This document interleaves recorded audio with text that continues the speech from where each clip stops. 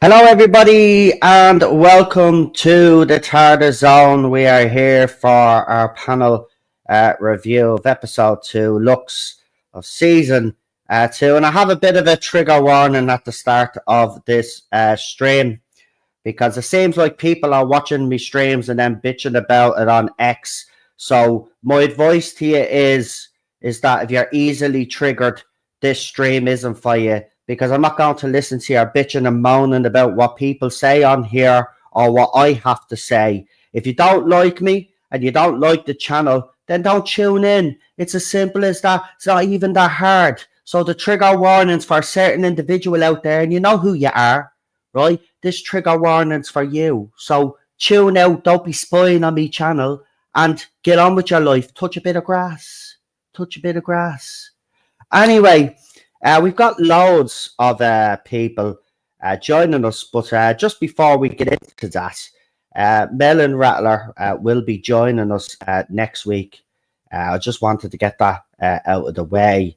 So we'll have Melon Rattler joining us next week because Midnight, obviously, his favourite episode. And as we know, we're getting, well, the rumour is we're getting a Midnight sequel or prequel, whatever you want to fucking call it at this stage. But yeah, it'll be very interesting to see what happens on Saturday. So I've sent out the links to people. So my advice to you is to get into the studio as quick as possible because I don't know how many StreamYard will allow me to bring on now that I don't have the paid version of it. We used to be able to bring up to 9 people, including myself, which would be 10 on the panel. But I don't think we could do that now. But we'll see. Just join if I've sent you the link anyway. I see people are already coming in. Also, just before we start, to any panelists that I bring on, obviously, you know, there's going to be a lot of people on. Don't normally set a bit of ground rules, really. But I have to insist that people don't talk over anybody and give everybody an opportunity to have their say because there is going to be so many people on. Now, if I don't, Robert, I actually put the link, I sent you a DM of the link, the StreamYard link on X. So go in there and get it. If it's not working, let me know and I'll put the link in the chat. And of course, I'm only bringing on people that I know because we have to be very careful. So let's get this show on the road. I don't want to dwell too long. Also, as well, there's not much to really talk about this episode, so we'll get everybody talk. And then I want to talk about the ratings, folks, right? Because I've been the Thing King in the chat that I'm in is after putting up a very interesting post. It seems that Doctor Who is not actually doing well on Disney Plus, like some like to claim. We've already seen the 7-day ratings for the Robot Revolution or Planet of Incels, whatever you want to call it yourself. And it's not great, but the spin on this is absolutely funny. It's pathetic at the same time. It's sad. And here's the new one, right? RTD 2 days before the series dropped came out with the whole thing about maybe there was a pause or a hiatus coming. And some brain box out there on YouTube has said that it was a marketing strategy. And a lot of talk about that as well. I can't stop laughing because it's so fucking dumb. But the cope and the spin is absolutely a diabolical, but it's funny at the same time. I've got to be honest, it is. It's making me fucking laugh because these people are living in some sort of I don't know if it's cuckoo land or whatever it is, but the cope in this fandom is absolutely unbelievable. So let's start by bringing on. Apparently, according to Daniel, I could bring on 6 people. So I think we've got five people in the studio. So I am definitely going to get on Robert as well. So if Robert does turn up, he gets priority because he did ask me last week to come on. Matt Posh should be there as well. Yeah. Right, let's bring on our guests. We got the one and only PD Rich. Hey, very grumpy woman here. Yeah. Oh, yeah. Oh, my God. Do I have to look at her face all night? Okay. You are punishing me now. Well, of course, we've got my double ganger, Jack Rabbit. Hello, everybody. Yeah, I was even going to say, I hope Jack keeps this up all night. I just, because it would be fucking so funny. Of course, there wouldn't be a Tarda Zone stream without our good friend Problem Bing. Hello. And he's trying to don't. Jack is better to don't. That's just me being normal. And of course, we got the one and only. You can't find it. Hold on, then. I'm putting the link in the chat for you now, mate. I did send it to your X account, but obviously it's not at the coming up. But there, look, it's in there. Get yourself in the studio, and I'll bring you on. Of course, we've got Matt Pot all the way from Australia, and of course he's up. He's been up waiting for this, so like we'll bring him on. Here he is. Yeah. Hey. Right. It's just. Hi. Yeah. And we're just waiting on Robert, which he should come in now any second. And hold on, let's see. There's a few more people. If there's anybody else that wants to come on that's normally on the panel, get yourself in the studio. We'll try fit as many of you on as we can. But yeah. In fairness, there's not much to review on this episode until the second part of it, because up until the first 20 minutes it's actually quite boring, and then it's the second part, obviously. And as I suspected, I'm being mocked for it because some person has taken a dislike to me on X. You surprised me. But again, it happens every season, doesn't it, Lee? I mean, it's nothing fucking new that someone doesn't like what I have to say. So that's why I've put the trigger warning up there. So if you're easily offended or you absolutely hate me guts, there's no reason for you.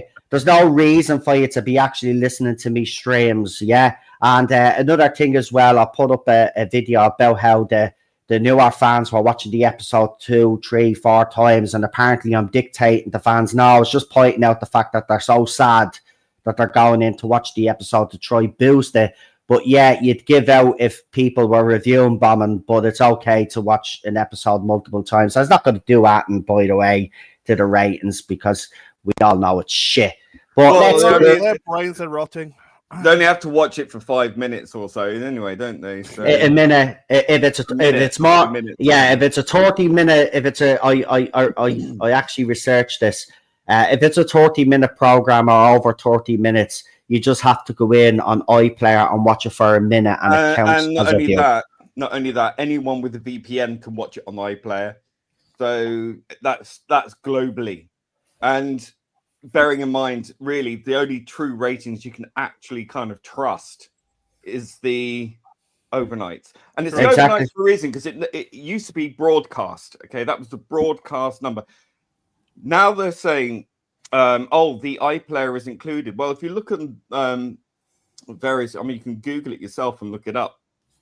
It's quite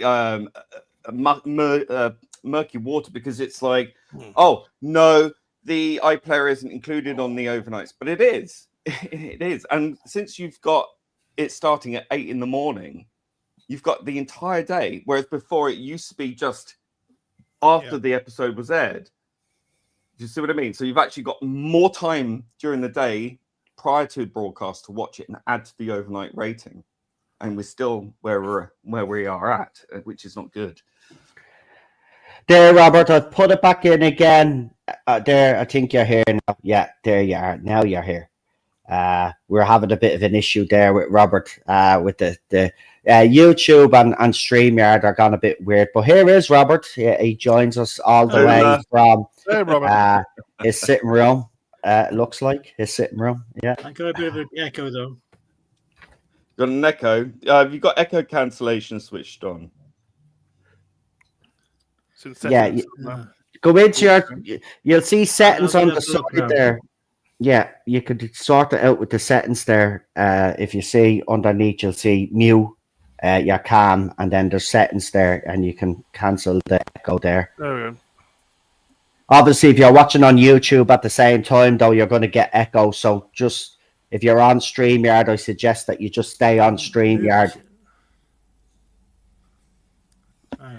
Anyway, I suppose we might as well start off talking about the episode. As I said, to me, the first 20 minutes are uneventful, and then it's the last 20 minutes. So, who would like to take the first? Who'd like to start first? I suppose on the stream. Who would like to be the first one to stick their necks out there now and talk about this garbage? Go on, I dare you. All right, we'll ask RTD first. RTD. Jack, go on. We'll let you start off because every time we bring you on, you never seem to get a chance to talk. So we'll let you start first. Well, this is a bit of a difficult one, I'm afraid, because I haven't actually watched it. I mean, I wrote it, yes, but I didn't watch it. God, I got better things to do with all my friends down at Channel 4 making queer stuff. If I remember correctly, what did I do? Oh, yes, I said I'd make Doctor Who into a Disney cartoon because I saw Roger Rabbit on Channel 4, and I was like, oh, I'll do something like that or other. And I'll insult the, what are they called again? Incel fans. I said, my critics. They're the ones who I hate. The passion. Right, let's see. Cinnamon is joining us as well. Let's see if I can get Cinnamon. I think it's me plus 6 others. So let's see if I can get him on with us. If not, it says 6 people. So Cinnamon, just stay in the studio there. We'll kind of try and rotate or something. But I am streaming on Friday, so maybe like if I can't get people on, anyone that couldn't come on, maybe you can come on Friday. So Jack has it right. So RTD hasn't bothered watching his own shit. So I think we'll go with Matt next. Matt, what did you think of this bloody episode? Well, first of all, it was shit. But I'd returned after last year's debacle. So this was the first one of this year that I'd seen. I didn't watch the Christmas special or anything. I really just watched this episode to be here tonight. Well, not just that, but also to a lot of really good artists worked on this, and you can tell. And I kind of just wanted to give my just to make sure that they, their work wasn't worth nothing, And for the most part, it was really well done. The production value and the money spent on it was really, really good. But I just felt that, the rest of it was, well, as you well know, shit. So it was, and it was quite a disappointment because nothing has changed since I saw it last time, and you would think that, even though, I know that these were filmed back to back, but you would think that there'd be some sort of slight kilter, but there's been nothing to who's blowing your nose? Someone's blowing my nose. Robert, you can use the mute button there, fella. Come on, you know what, though? That's more entertaining than what we fucking watched. Practical effects, that's what that is. Better than crying. For fuck's sake, man. Oh, this is brilliant. Go on, Matt. I forgot what I was saying now. Someone just blown their nose in me here. No, but look, I mean, I just really wanted to I'm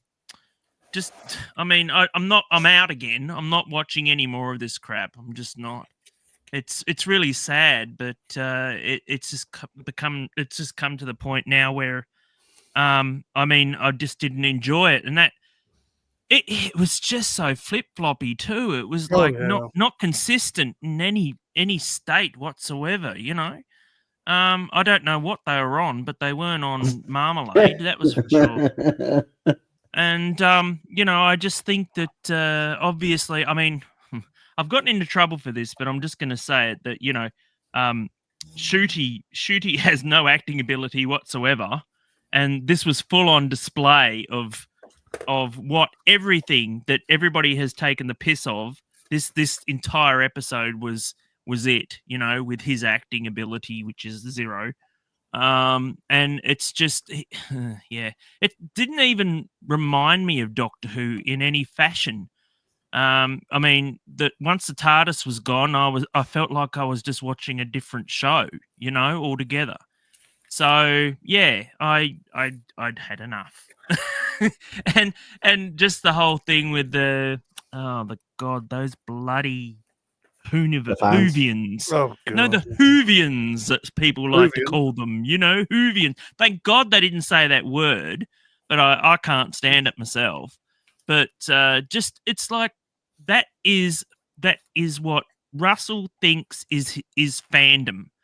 And if that's what he thinks, that's what he can have, because I'm out, It just totally pulled me out of the episode, and I just felt that it was a complete and utter, what a waste of really good talent, for the production team, Anyway. The thing that baffles me is that 100 million was spent on these 2 seasons, and to me, it doesn't look like that we've gotten 100 million's worth of anything. Well, visually it looked great, but Doctor Who's not known for its visuals and never has been. It's more the writing, character development, and obviously the stories. But even this I found to be boring. Nothing really, except for the very start where they're sitting in the cinema mat, and then obviously Ring a Ding or Ding Dong is... The character itself is brilliant, and that's what I said. I wanted to really support the animators that worked on this. And you compare, right, and as you said, Noel, the money that's been spent, you compare those few scenes that they had with Mr. Ring-a-Ding-a-Ding-Dong, and you also compare them to what they're spending on Doctor Who now for those, like the Savages and God knows what, and the, just... It's night and day. Like, they've used totally different techniques, and you can see how cheap it is now. The stuff that they're using, and they're trying to peddle that out to the masses. And I just think, in a way, I was thinking, gee, just think if they'd have spent the money on actually just redoing these lost episodes rather than spending it on this new junk. It's just been real disappointing. But like I said, the production value is the only positive that I can find in the whole thing. I don't like being preached to at all, and I felt like I was just being told something that I rather than an adventure of just going forward, they just want to keep going backwards and telling us about all these horrible things that happened in history, and it's like that was never what Doctor Who was about. So yeah. You mean Doctor Who wasn't about middle-aged creepy men preaching about how children are born in the wrong body? Darling, listen, I'm well, that too. Well, that too, and it was, I don't know. It's just. Sorry, what was Russell saying? Well, I was surprised actually that Shooty didn't ask the cartoon. Ask the cartoon character his pronouns first, because he kept on saying he. So I was like, oh, good point. What, are we a hypocrite now or what? So yeah. He's a male presenting cartoon, though, isn't it? I'll be sure about But you, Robert, Yeah, go but you- on. You tell us what you thought of Lux. Oh gosh. Well, it was one F short of flex, wasn't it? And made me. Oh, I. Every time I watch Doctor Who now, I feel sad that where it's come from and how different it is. It's not Doctor Who. It's just Doctor Who is a man from Gallifrey who fights aliens and saves the day and uses wit and maybe a sonic screwdriver, which only opens doors, not creates force field against robots and laser beams. Now we've got some parody of Doctor Who, and who doesn't actually do anything. And in this episode, actually, the bad guy got exactly what he wanted and was ascended into some sort of transcendental godhood in some form of, omnipresence. Everything is light, and he's crying at the end with joy and bliss. How is that defeating your enemies when the bad guy who just imprisoned 15 people for months on end and terrorized a community is going off? Oh, it's so beautiful, oh, lovely, oh. There's I don't know where to start out. Like I say, it's like being asked a quick interview question, because I got so many things on my mind about how Russell Davies he's ruined parts of the Welsh tourism industry. Anything where there's people who've started doing film studies and get involved with television thinking they got a future ahead of them, and they haven't, because no studio's making anything decent in Wales anymore, as far as I'm aware, at least not for public consumption. And well, it's breathtaking how the people just, they look at what they're served and they don't notice all the different, because maybe because it's a different generation, they don't know the references which RTD is putting in there for himself and to entertain himself. For want of a better, it's just a wank fest, It's just he's putting in. Oh, I'm so clever! I thought of this. I've used this reference and used this reference. People will know, might not know it, but I know it. And I'll tell them down the bar later on after the. You mean like Rock Hudson? Yeah, well, people don't know who Rock Hudson was. And then the only introduction you get to him is when he's reduced to some sort of module in a course about HIV in the 80s. Yeah. So that's dismissive for a start of a whole person's career. And as I've learned afterwards, that film doesn't exist on the screen. So they made a film with it. So that whole layer of it was just, shovel some. It's like, oh, I've won points for being HIV awareness this week. Well done. Anybody. So they created a fake movie title, not in this universe, because just so that they could have the word harbinger in it. So they can have the word harbinger and use they it may as as well have said, allegory. This hamburger bin film called, and then and did it that way. It could be some comedy called Hamburger Bin, and called, that works too. I don't think Rock Hudson would be in obesity about it. In a movie with Doris Day for that. I'd honestly. Yeah, move over, Darling. Other. Yeah, darling. I know, but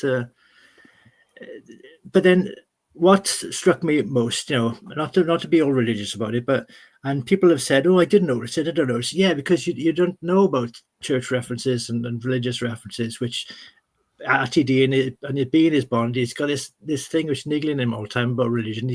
Somebody's upset him. Somebody's told him he's not the center of the universe. He's not the Messiah or something, and he took an offense over it. And so you got in Boom, you had this thing where the church was some evil entity which was going around and churches are all the same, you're all the same, you always cause trouble and all that things. That was a message in Boom, from what I heard, because the soldiers, Anglican soldiers, like, yeah, whatever. That's so creative. And this time you had, and the greatest story ever told, folks. That's right. The film Greatest Story Ever Told from 1965 about the life of Jesus, as Shooty is grabbed and crucifix like and raised up and sacrificed to the to give ascension to a cartoon character, which doesn't Not make only any that, sense anyway. the cartoon character is allegedly the god of light, Yeah, so he's already harbinger of light, which is Lucifer. Yeah, well, it's the angel of light, all those sort of various. He's just unimaginatively cherry picking anything to do with culture or religions in the past, and it's all. He's a leech. He's a. Well, I mean, religion. Parasite. Religion is ripe for commentary. Fair enough, but it's always one religion over all the others. Yeah, let's see the episode where he talks about something that Muhammad did, and there was a war, and now there's some innocent part of North Africa was devastated by an army of raiding. How about doing the slave trade, not the transatlantic slave trade, but the Middle East, Saudi Arabian slave trade? The one that lasted 1,500 years or something. And or tell us how the Arabians used to castrate all the slaves so they didn't and burn the ships with the slaves still on it when the British were coming to free them. Yeah, I know it's so ignorant. So he's exploiting people's ignorance about one thing so he can get his little in joke and his in comment and all that stuff. And he thinks he's I'm fighting authority. I'm speaking truth to power and all that. Again, not child university nonsense. And well, as you can tell, I'm getting out of breath, just trying to spit out the of how much it's been ruined. It's just and people are lapping it up, and the people on, especially reactors and things, which okay, they got a YouTube thing to do, and. But they're like, oh, this is so marvelous this week, and oh, I didn't realize this, and they're just low. It's so surface level. Yeah, it's just what this year, what this series has shown me, if anything, is how fake, for want of a better word, and shallow the whole fan base, as we call it these days. The modern fans is, and it's just think, lunatics mostly, aren't they? Because it's like you see these people. It's that this week or this generation, they're getting obsessed about these topics. 20, 30 years ago, 40 years ago, they'd be all holding arms around Greenham Common, banning the bomb, right? And it's just that they're. Look, they got nothing in their own life, so they're looking to be the white knight for somebody else's life when nobody's asked them to. Let me gather my thoughts a minute quickly. I'm short of breath. Just I don't know where to start. Yeah, because... one thing this episode has shown me is that a two-dimensional character has more dimensions than Shooty Gatwa. He's upstaged by a cartoon. Yeah. His own How cartoon. bad is that, Lee? Seriously. Actually, we do have to give credit to Alan Cummings' portrayal, and in fairness, this would have been. I still don't believe this concept had any place in Doctor Who. Oh God. But in saying that, if the episode had been better written and we had the cartoon character and it ended differently, I think this would have been one of the best episodes in a long, long time. But it fails because RTD just can't help himself. I mean, it's very easy for Hollywood and for people in the TV industry, film industry, to slag off Christianity, but they wouldn't dare go after or slag off other religions. But it seems to be okay to have a go at Christianity every chance that they get. Now, I actually did now miss the whole thing. The way he was the doctor was, or Shooty's doctor was dragged up. Now, it was only after the fact when I watched it again, I was like, oh, holy shit. He's basically at the doing it. And remember, this happened, obviously, Easter is just gone. So he knew exactly what he was doing here. And I'm just sick as a Catholic person myself. I'm just sick and tired of Hollywood, singers and the industry as a whole mocking my religion. Like, how dare you? Like, do you know what I mean? Like, you wouldn't mock Islam. You wouldn't mock Judaism. You wouldn't mock any other religion. We're an easy Oh, they do target, as well. though, Noel. We're an easy target. That's the problem, because we won't fight back. That's the thing. We're not territorial. We're not of a sort of a religion that, you know, quite aggressive. We're just not. And So we're an easy target. I think they've got this idea that it's a British part of the British culture, so it's a safe. They're not offending any foreigners by doing it. You know, it's like, oh, we like, there's a history in television anyway of having, you know, comedy vicars and all that sort of thing. So it's just unimaginative. There's just no creativity to any of it. It's let's have. What can we have as a subject? I know there's an organization, and it's corrupted, and it's not letting people have what they want, and it criticizes people and that sort of thing. So I'm gonna a bit like the modern left. by making it a television program about it. You know, so you know, you left. When did you leave school, Russell? 1972 or something like that, wasn't it? Probably. Grew up. Yeah, well, you know, it's like who's Russell, grow up, Russell. Who is he impressing? I mean, he's supposed to be this celebrated writer, and all he's doing is reusing his own work, commenting on his friend's work by, you know, all this thing about, oh, what was your favorite? That's the fan thing. That's a whole other subject. You know, my thoughts on the fan thing is just. They're not. That's not how fans work, and you know. Well, Melon Rattler did a video today on that particular scene. If you haven't seen it, it's absolutely brilliant. But that's how he sees that's the modern fandom right there in those couple of minutes, right in front of our eyes. And it's sad because, look, I got upset about that, right? And I've been mocked a little bit over it, and I don't care. I've been going through a lot of emotional stuff the last couple of months anyway, and I think this just kind of sent me a little bit over the edge. But the reason why I got upset was because RTD proved to me that we are not wanted. And even though, you know, Chibs did a lot of things during his era, and he did kind of like push back against us, we never felt though that he would be that mean and that disrespectful. But RTD just broke me last week. The weekend. Did you notice that diverse group of fans in the show? Oh, Not a God. single one of them were working class. They were all very middle class. Yeah. Even, you know, it doesn't matter what color or what sexuality, whatever. They were very, very, very middle class. Well, they do.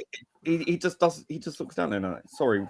Go on. No, sorry, I don't mean to interrupt or dominate this. I know it's the first stream I've been on, but I don't want to hog the limelight. Like, Oh, it's the first but thing. the thing is, the fans were not even real people. They were cars.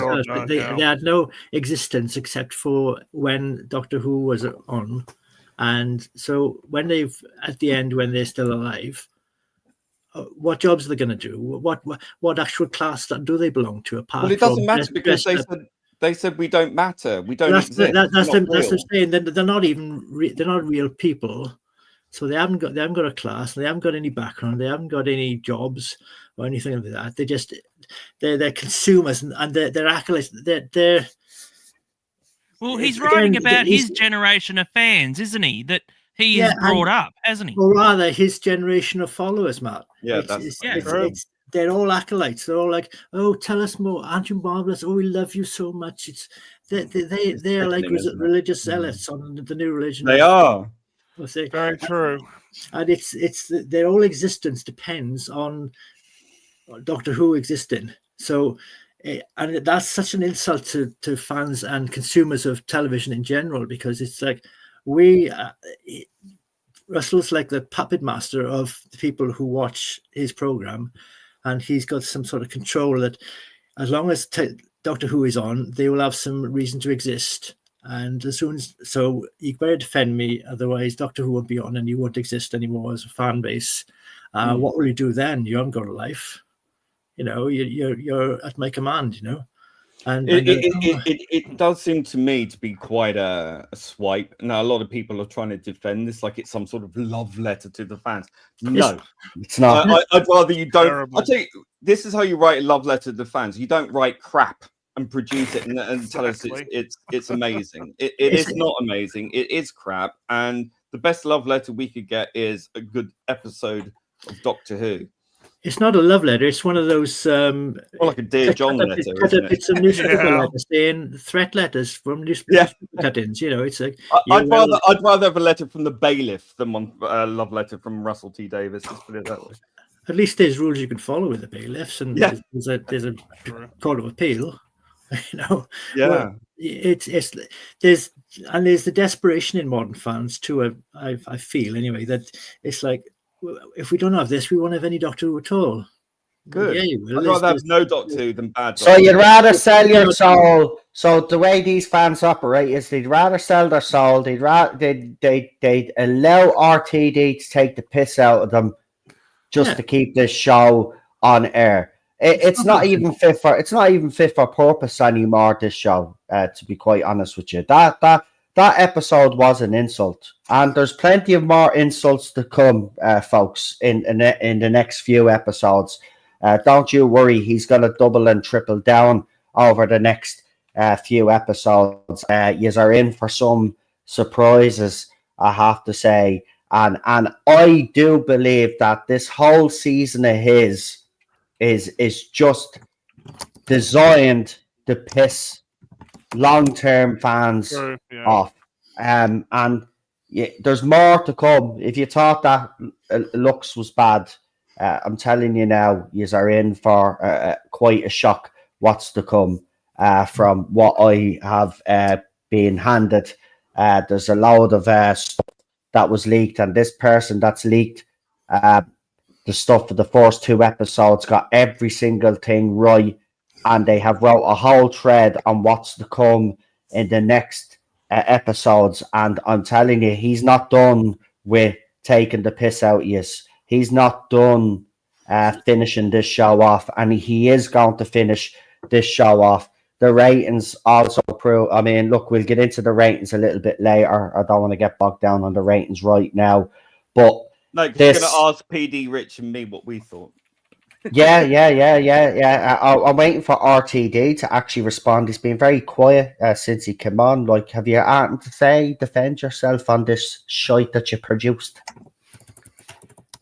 Sorry, I was just doodling. I'm just listening to someone who clearly just it's very hateful in his heart. That's all I can say. That's all I want to say. I've had enough of you people. Right, Lee, go on. Hit us with your opinions on this latest shit show. Mm-hmm. Right. Well, first of all, thank you so much for the birthday messages. Not you, Noel, because you forgot. I said happy birthday to you the last time you were on. You wanted me to say happy birthday to you again? Yeah, on Happy the day. Happy birthday, Lee. Oh no! Stop it! I'll sing you a happy birthday. Do you want me to sing you a happy birthday? No, it ends. It Happy ends birthday. there. It stops. Right then. Okay. Happy Happy half a century. Thank you. Yes. it's only 50 years. So yeah, I mean, right. So cards on the table. I only watched precariously through reaction videos like I did the last time. So I pieced it together. So it's like I said last time. It's amazing how some certain channels who are on side get to put as many clips as they like on YouTube and get away with it without any copyright strikes. But I managed to piece it together from those channels that could actually get away with posting more than perhaps anyone else could normally get away with. So yeah, I mean, it started off kind of like your typical eye roll, really. I mean, it's you had the mute. Who's typing? Who's typing? Who's typing? Put yourself on mute, you naughty person. Not me. So yeah, it's thrown me off. It's like I just watched it going, okay, right, okay. So that was the setup, fine. That worked for me as a conceit. That was fine. And then the insufferable music started, and then we had the TARDIS interior scene, which seemed to carry on directly from the episode before, the incel one. The dialogue again was just so cringeworthy. I just wanted to read. I wanted to be the one going through the screen, you know, but I wanted to go. And it was just so comical. It's a show that doesn't take itself at all seriously. And if they can't take Doctor Who seriously, the audience is not going to take it seriously either. And that's the problem. It's got no verisimilitude. It's got no sense of reality to it. It's so superficial and so surface level, and the character development is all over the place for the miserable companion, who is, when asked if she was in a relationship, because remember last week, you know, we were talking about her being an incel. Well, turns out she's not in a relationship. So incel too.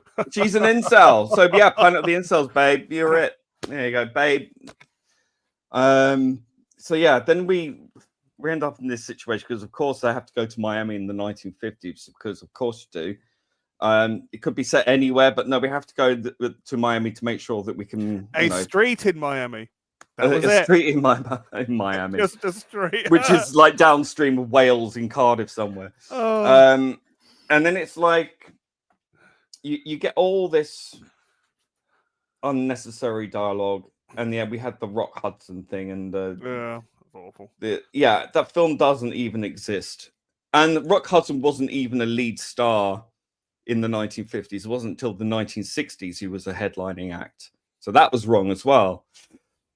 So yeah, they just reduced Rock Hudson, you know, an amazing movie star of the 1960s, not the 50s, into just being a statistic, and to make a completely nebulous statement about AIDS, which I found quite insulting. So you're just reducing this person down to a statistic, and oh, how sad. So what about all the wonderful things he did? Isn't that something, you know, you shouldn't feel sad about that. You should, like, this guy led his life, you know. So anyway, that happened. Then we got introduced to, you know, more sort of nebulous characters who had no real depth to them. They were just there to move the plot along. I just found every single character in this was just there because, you know, and there was actually very little in the way of plot. You have a monster that comes out of the screen because a moonbeam hit a spoon that was placed there just by chance, and then the beam of light from the moon bounced off the spoon off a poster. A matte poster, right? Not a shiny glossy poster, but there we go. It bounced off a matte poster onto the screen, and magic happened, and the god of light came out, and you know, I mean, I'm just laughing at the absurdity of it. It's beyond a joke. I mean, it's scientifically illiterate, isn't it? That's the problem. This is what I've said. If you look at all the classic writers of Doctor Who, they've always had at least some passing knowledge or some interest in science. You know, they're very intelligent people. And there's a lot to be said for, well, it used to be a lot to be said for people who went to Cambridge and Oxford, not so much anymore.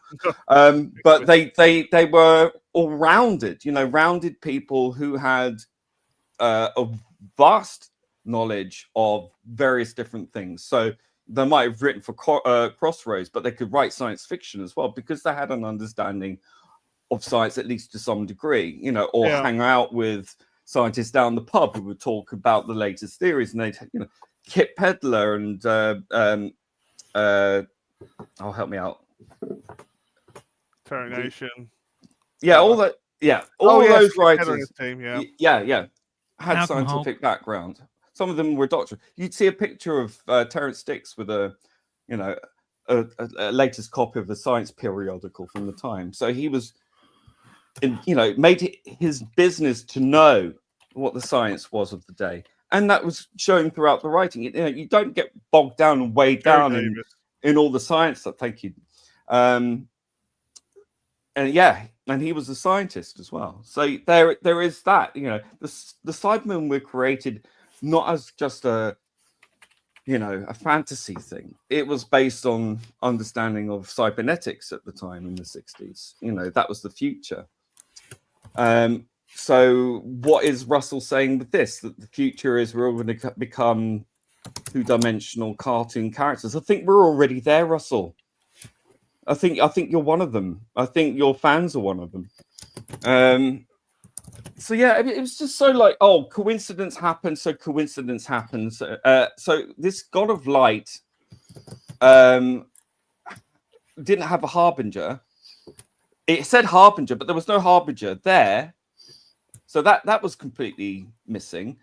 We've already had the God of Light or light personified before in Ghostlight in the classic series. True. Yeah. Is that the same one, or is it a different thing? What explain it? Doesn't explain it.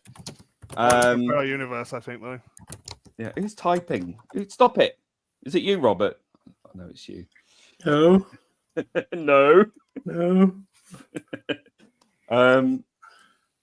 So it was just, and then the other coincidence, the other coinkydink was the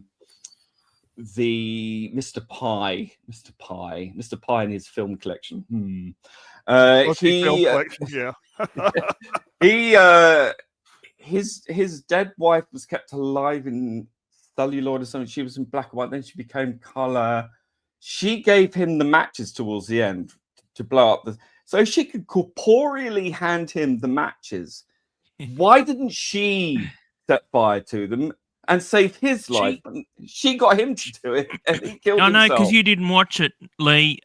She was actually already dead, and I know that Mr. Ring-a-Ding was bringing her out of the picture so he could dance with her. Yeah. And then at the end, she suddenly became a ghost, and she became, like you said, corporeal, and gave him the matches. Yeah, but why she gave that? I know that happened, but why did she give him the matches to go and then kill him? Because he's a white man? Because she said, find me. She said to him when she gave him the matches, she said, find me. How about and it's like, what, find him in heaven? Yeah, give me a few good years first, like. Yeah. I know she's like, no, go kill yourself. Go kill yourself. Terrible. What an ego. She had such an ego. What a keeper. Yeah. And that's the other thing. Sorry to interrupt. That's all right. It's I've been all the rookie mistakes this week.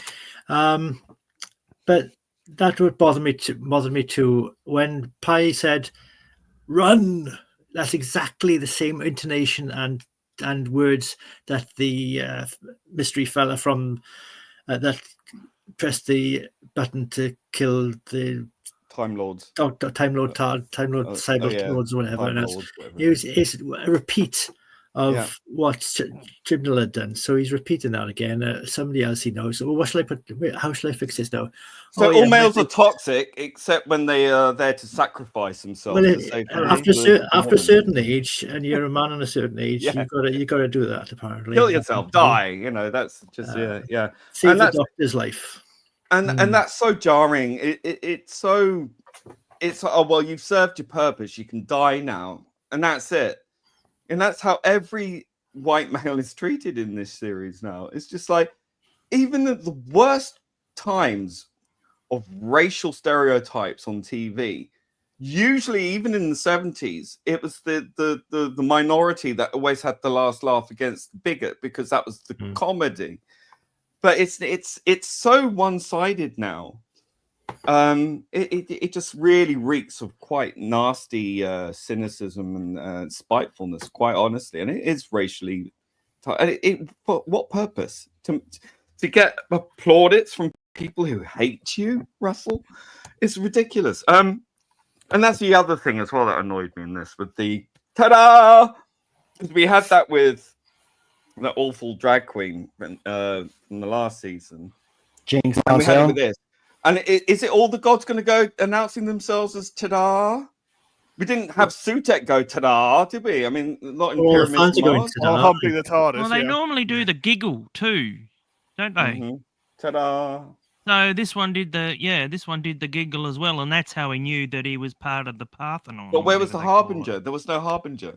Well, that's the thing. It's like obviously that's a setup for the future, you know. So he was a god of light, and that was established early on, right? And then he got defeated by being exposed to too much light, like Death was exposed to death with Sutek, right? So death killed death, and light killed light. It's pretty easy killing these gods, isn't it? And then once he was killed, he became a god. So the god died by he became having infinite. too much of what he was, and then he died and became an even bigger god. And that's winning. And again, he didn't do it. The Doctor, again, just being a bloody passenger on this thing. Oh, yeah. And once again, the companion, well, not even the companion, you know, it's the old white dude sacrifices himself, you know, to make it success, to make him win, you know, and then he gets. Oh no, she started it. She actually started like the she the did. fire, but he had to go and finish himself off to complete the thing, you know. Yeah, because he's not a complete man unless he's with his woman, because obviously, you know, he can't possibly survive without her because he's just a frail little man, as usual. Fine by the companions, yeah. I don't know. Oh, There's such a waste of acting talent. I know. I don't know. I just no. I feel exactly like Bolt's Trek on this one. I felt like just walking away from it because it's gone from science fiction to science bloody fantasy overnight. Just exactly the same as Star Trek Discovery. And I mean, RTD is obsessed with Star Trek Discovery. He keeps attacking the fans to the point where even Alex Kurtzman tells him to stop. I just don't know. I mean, but the episode itself, I will give Matt Pot credit for this. The animation was good. Alan Cumming was quite good in it as well. But the rest of it, it's just a fantasy story. And it's like, I want to see a bit of science fiction. I mean, I tune in to see science fiction. I'm getting science fantasy. I'm expecting someone to put a bloody... But are we even... Yeah, but hang on. Are we even getting fantasy, though? That's the thing with all of this, because it's so messy. There wasn't even a threat or anything. Yeah. Like, I think the crucifixion scene with Gatwar is pretty kinky for Russ. I think that's his fantasy, quite honestly. Probably is, yeah. I mean, it had bondage to her. Yeah, it had his last 3 fans in it as well, because that's what he's going to get soon. Oh, yeah. I literally expected in the end credits to see them hanging themselves. And Melon actually said about the bi-generation. Can you just stop? He's regenerating his hand. He's not bi-generating. If it was bi-generating his hand, he'd end up with 2 bloody hands on the same wrist. Yeah. I mean, that's stupid. And not only that, can we stop using that every 5 minutes? Like, just pop out a bit of regeneration energy. I'm so sick of that shit. And it's like, yeah, because if that was a thing that could happen all the time, well, how many times has the Doctor been injured in the past and never used bi-generation or regeneration energy to heal himself? I mean, Jack was saying the other night, they're like, well, you know, when he was saving Perry, you know, getting to the TARDIS, he had all that horrible toxic, you know, the toxic poisoning, you know, from the fallout. And it was like, he could have just bi-generated there and then saved himself. Yeah. We didn't have to go all that way to get the bat. Stuff, did he? He could have just used a regeneration or bi-generation energy to heal her. Exactly. Because he's got infinite amounts of it now, because Doesn't have And- any like 12 lives anymore. He's got Well, infinite. couldn't he just live with a little burn? I mean, Yeah. you know, Yeah. why did he need Oh, to my heal little himself? handy! Oh my god! I've broken a nail. Yeah, even the nurse was going to patch That's him what up. I was with it. thinking. I no, was no. like, Uh, yeah, no, oh no, I'm going to show off, you know? That's Yeah. what I mean. What's the point of Belid? She's a nurse. Like, why did he have to That's her use job. the energy? She's a fucking nurse. Like, it's Yeah, not but as he's if he got infinite was. regeneration or bi-generation. Sorry, my mistake. Bi-generation energy, so he can use it as often as he wants because there's no threat. There's no stakes anymore because he can just come back infinitely. And does this mean he's going to keep bi-generating? Because like that means he's going to keep doing that bi-generate. But what's the point of even by generating Yeah. if you can heal yourself all the time like that? The whole point of regeneration is the doctor's body's gone to a point where it can't regenerate. Well, it does regenerate itself, but he's so in that he has to regenerate. Yeah. Now he's made it that he doesn't. It could be he doesn't have to regenerate, and that's Well, that's it's to the me mortal is being, yeah. So again, but this goes back to thinking about this logically, which is something Russell T Davies does not do, and that is so you've got a Big Bang universe, which means it's a finite universe. You've got a time traveler who can travel through time and space, who can infinitely not only regenerate but bi-generate. And if you're bi-generating, does that mean the next one can bi-generate? So effectively, you've created a virus that self-replicates and multiplies exponentially, traveling through all points of time and space forever, infinitely, in a finite universe, which means the universe will eventually just become completely filled with no one but the Doctor. And as the Exactly. Doctor can change gender and sex or whatever, that means they can have to eventually replicate themselves in the carnal sense. So they're going to be bonking each other and producing, Oh. very, very damaged children. Inbred. It just doesn't make any sense. You can't change those laws were written in for a good purpose, for a good reason, and it's a logical reason. It has a limitation to it.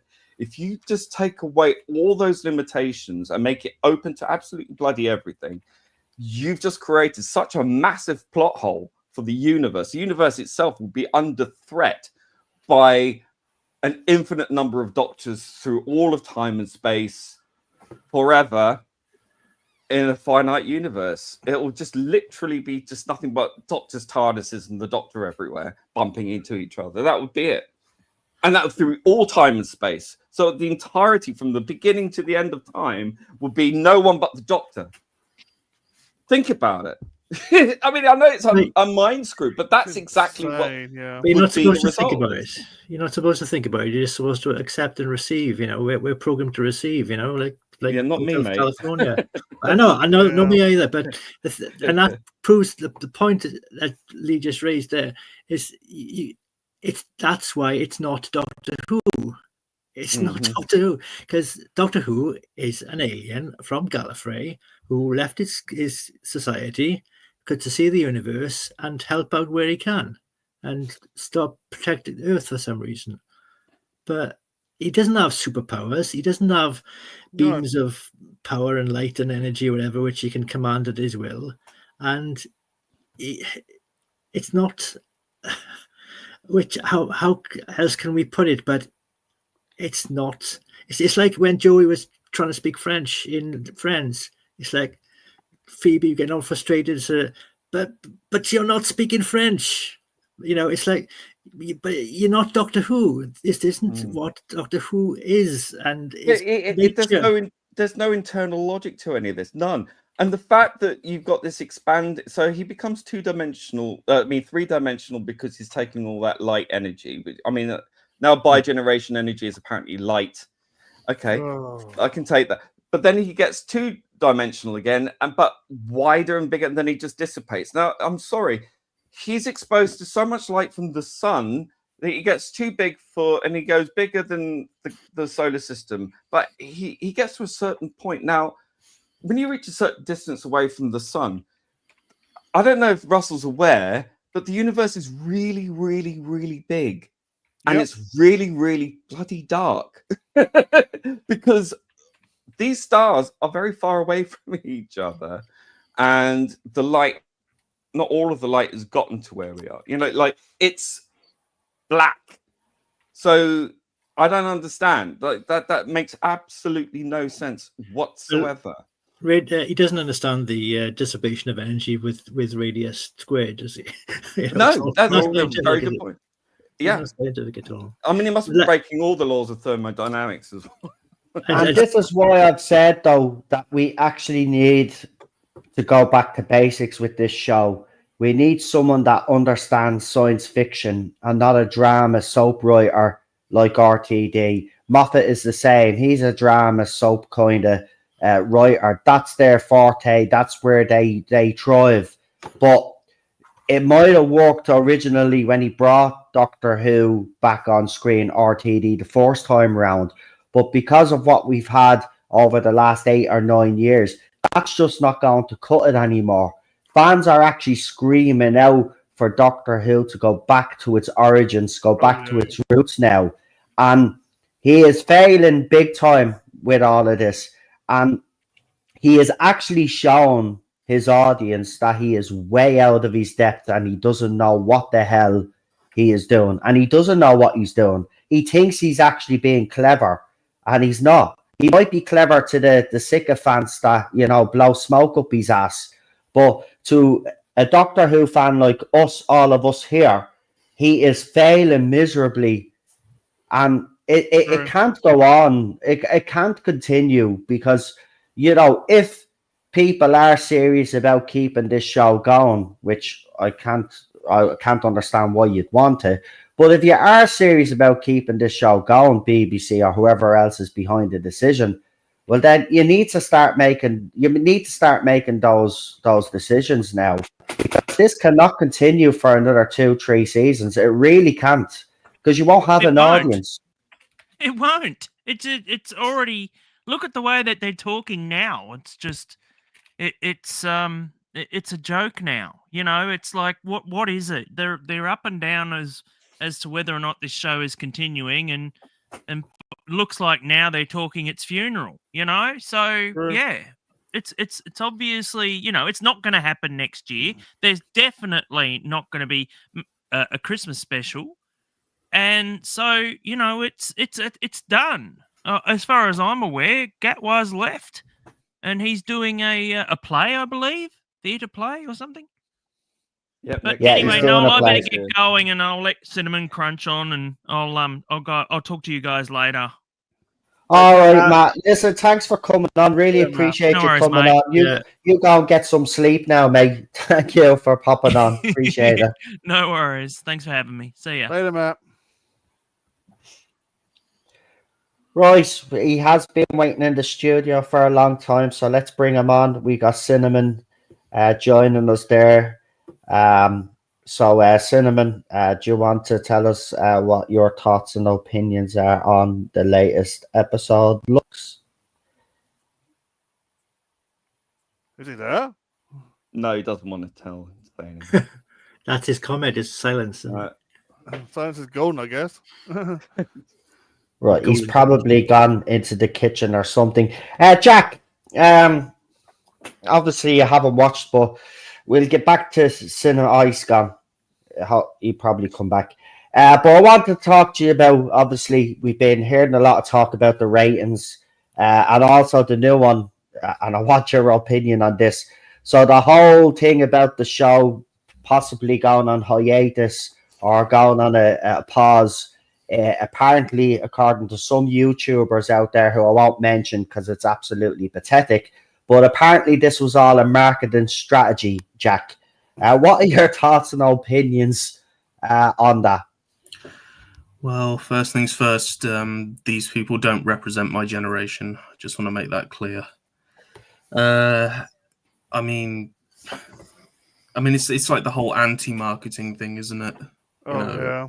Like, are you really that stupid? I mean, the man has basically come out on an interview and has basically said, you know, I hope someone brings it back. You know, I'm proof that someone can bring it back. Yeah, you're also proof that someone can fuck it up. Oh yeah. You know, it's just a load of nonsense at this point. And like I said I wasn't going to keep watching, and I meant it. And honestly, last Saturday I forgot that it was even on. I only remembered because Lee was mentioning that it was on. You know, that's just how out of it I am, to be quite honest. Don't blame I me. will Jack. also say that the latest from the RTD simps is that him going on interviews saying that, you know, talking about hiatuses and all this kind of stuff was a marketing ploy because it feeds into what was said in this story. Oh dear. And that, yeah, it was all a complete marketing plan, and it was all planned out. And I have this theory that when RTD towards the end of the Chibnall era, they were gonna end the show, and I don't think he came back to save it. I think he was angry at the fans for not liking the direction that he'd always planned to take it in. So he thought, you know what, just before you bin it, since it's already dead anyway, I'm just going to come back and shit all over it.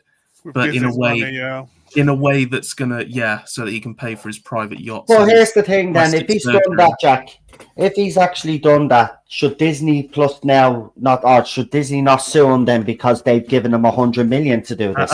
Absolutely. I mean, you could say that's embezzlement. You know, you could say, well, you promised us one thing and you gave us another.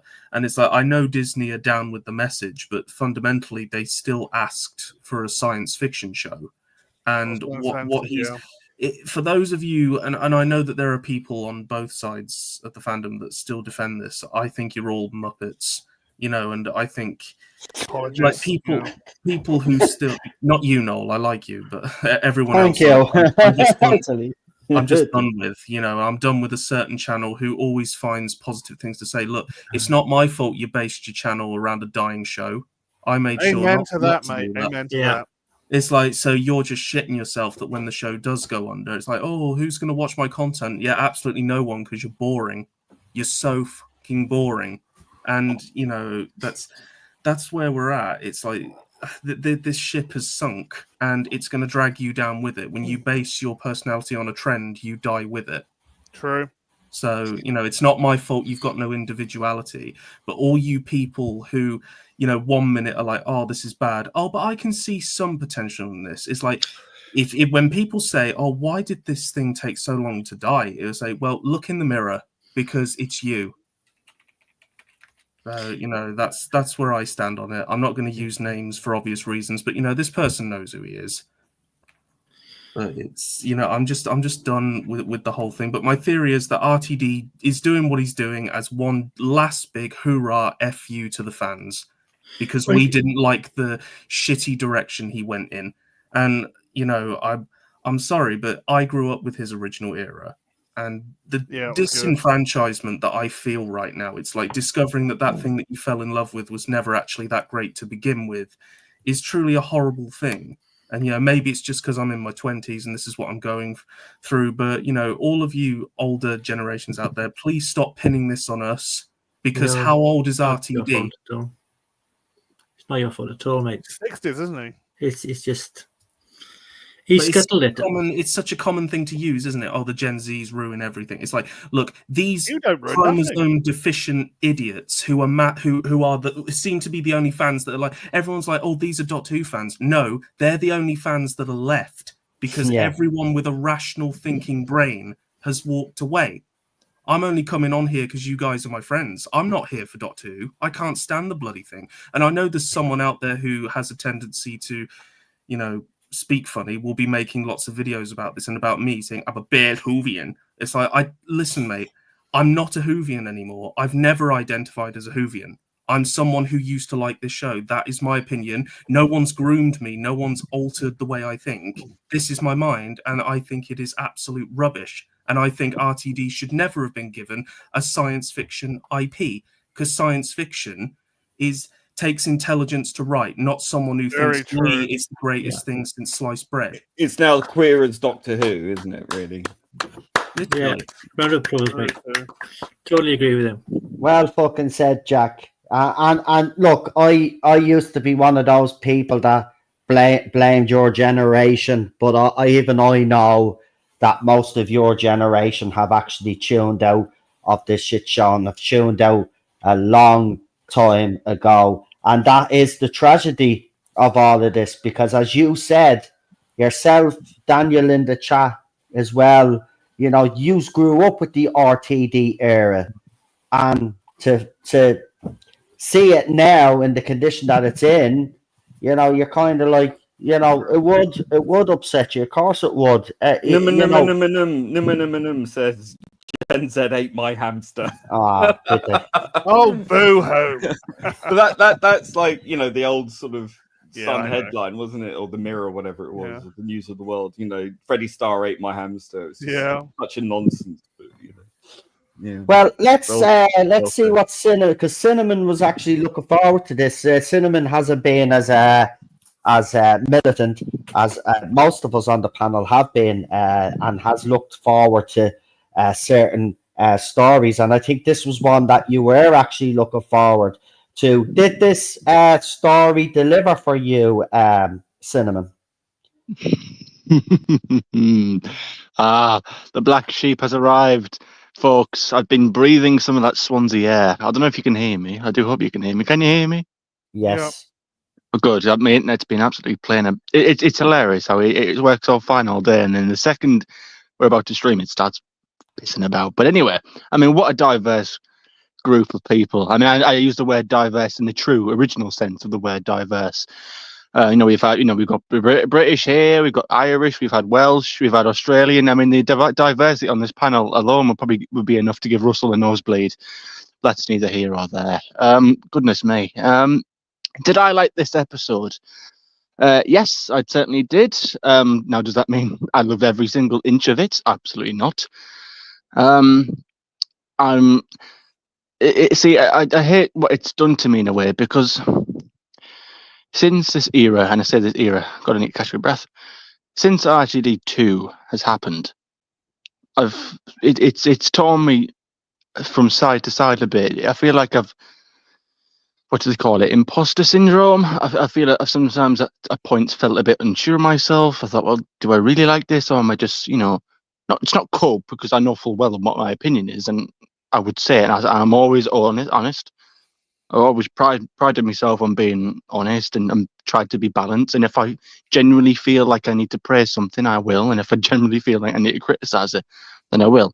I've never been afraid to shy away. You know, I've got a channel that has got 87 subscribers. It's not monetized in the slightest. I've got no interest in grifting or whatever, you know, terminology these people throw at us. Absolutely no ambition to grift, to make any sort of money. I do it because I enjoy it. Like Jack, I come on here because, you know, well, I do enjoy Doctor Who to some degree, but I enjoy the company. I enjoy coming on here and talking about it with like-minded people and people I really consider as friends. That's what I get most out of Doctor Who at the minute, is that company. But on the episode itself, I did enjoy it, and it was an episode I was looking forward to. I know Noel doesn't think it belongs in Doctor Who. I would probably respectfully disagree. I think I absolutely am fascinated by the concept of a sort of those 1930s, 1940s, you know, the early, would you say 20th century? Is that correct? You know, those old cartoons.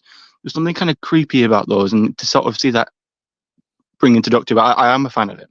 What's Frame Roger Rabbit? Yeah, that kind of, you know, that kind of, is it that, I don't know if you know it, but that kind of old, that was it Mickey Mouse and he's driving a train. It's a Disney old thing. Yeah, he's whistling, like that kind of thing. Like, imagine if that just stopped and turned around and stared at the screen.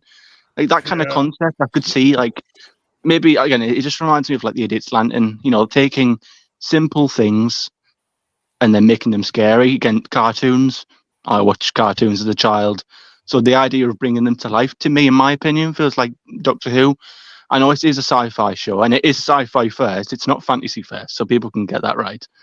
So it is always sci-fi first, but it does have the odd hint of fantasy elements. But even then, well, I can't with see the fantasy elements, I can't see even any then of with the ties in fantasy them. bit, there is always a scientific explanation. So again, like the Satan Peyton and Melon Rattler mentioned it in the chat, and he makes a good point. You know, even when they did that, they never expressly said, "Oh yeah, he actually is definitely the devil." They left it in open interpretation, like he could be the sort of physical But these are gods. representation of what we might consider to be the devil. But that was the beauty of that episode. It didn't tell you a definitive answer. It gave you a potential answer, and it left you walking away with what you wanted to think of it. Whereas now, I you don't get that, do strongly you? You do get told what to think. I strongly agree that, because the Impossible Planet, the Satan Pit, is one of my favourites. But the difference is that although it didn't outright tell you what it was, it kind of left it up to you. It still presented itself as very science fiction, gothic horror. It was so good that Russell never invited that guy back to write, because he's like, holy shit, he's making me look bad. But, you know, what we're getting now is just something that I would expect in a bloody pantomime. In fact, that's an insult to pantomime. You know, it's not science fiction at all. And I just think people have lowered their standards, where if the next Doctor Who episode was about a bloody baby bell that gained consciousness, you know, they'd be talking about, oh God, this is cool, this is an interesting concept. It's like, no, it isn't. Sleep No More all over again, isn't it, really? Yeah, it's a bit, like I say, like since RTD2 has happened, I've felt quite torn between myself on whether I fall in with it and whether I don't fall in with it, because I've enjoyed a lot of it. And it's almost like we knew this was going to happen, because it's like since RTD2 has happened, I've found myself and Dan sort of intertwined a little bit. Most things he said, I often agree with. I kind of fall into his kind of camp when it comes to this sort of thing. You know, I'm a little bit like that. I sit down, I'm not, obviously I don't know who they are, but, you know, some people, I don't write down notes and sort of think about what I'm going to rant later. I just try and watch it as an episode for what it is. And if I'm able to take some enjoyment out of it, which I did, and just sit down and just sort of enjoy it for 45 minutes, and if I can take something out of it, then that's not, I won't say a job well done, because it's just, oh well, there you go. That's all you have to do, the base minimum. The only thing I struggle with really is you've got these so-called pantheon of gods, and they're all defeated, like not even by someone really intelligent. It's not. It's always like, oh, what a convenience, or you know, it's someone else who just gets the idea. The Doctor is just kind of the passenger, is always in trouble. Someone else is picking up. But the gods, these are gods. They're defeated in less than 45 minutes. This is such a problem with the format and trying to put across the threat of such a massive monster. You know, these are powerful beings. You know, well, that's half the issue. You've got these 8 episodes. Originally in Pyramids of Mars, he was so it didn't even move, and he was threatening. But you had that format where you had the time to kind of allow that to grow and to ramp up the tension. This is all too wham bam, thank you, ma'am, isn't it? Yeah, it's a problem. It's one of the biggest problems I actually have with this current era, is that we're being told that we have less and we're supposed to be happy about it. Like, sorry, like you often hear the quote, don't you? Like, oh, quality over quantity. Well, I'm not being funny, but back in the day, we used to have both. Yeah. And I've often, I just sort of said to me, not directly to me, but like just in sort of as a general conversation, or don't you think that's a bit having your cake and eating it? Well, no, not really. Not when you had both, because it isn't on me to provide it. At the end of the day, Russell, you give us 12, 13-ish episodes a year, and 10 of them would be great, and you'd have the odd one dud or so. You know, you'd have the odd fear her, for etc. But I'm not being funny. We had far more episodes and far more quality in those episodes. And I'm sorry, but we there was so much excuses when Jodie came in. Oh no, yeah, we know it's 10 episodes, but each episode's going to be like 50 minutes, and the old runtime was 45. So if you add those extra 5 minutes of every episode, then you might have and you combine them all together, then you might have an extra episode, or whatever that excuse was. And then that worked for a while, up until like a couple of episodes in, it went straight back to 45. And then again, we have to have 8 episodes now, because why? Well, because other streaming shows have 8 episodes. Okay, that means you've got to follow the trend. Again, like Jack says. You know, if you follow the trend, you'll die with it. Just because other people are doing it doesn't mean you need to do it, Russell. Just because The Witcher has 8 episodes doesn't mean Doctor Who has to have 8 episodes. Why not 10? Yeah, but they have narrative Why not have arcs, 10 don't episodes they? and They've got all 1 hour narrative- each? They've got You narrative know, that's the arcs. issue. You had the Robot Revolution, which was so thrown around and so quickly things happened because it needed to happen because move the plot along. All in 45-ish minutes. Felt so quick. And then you watched this episode, which in my opinion did feel a little bit slower.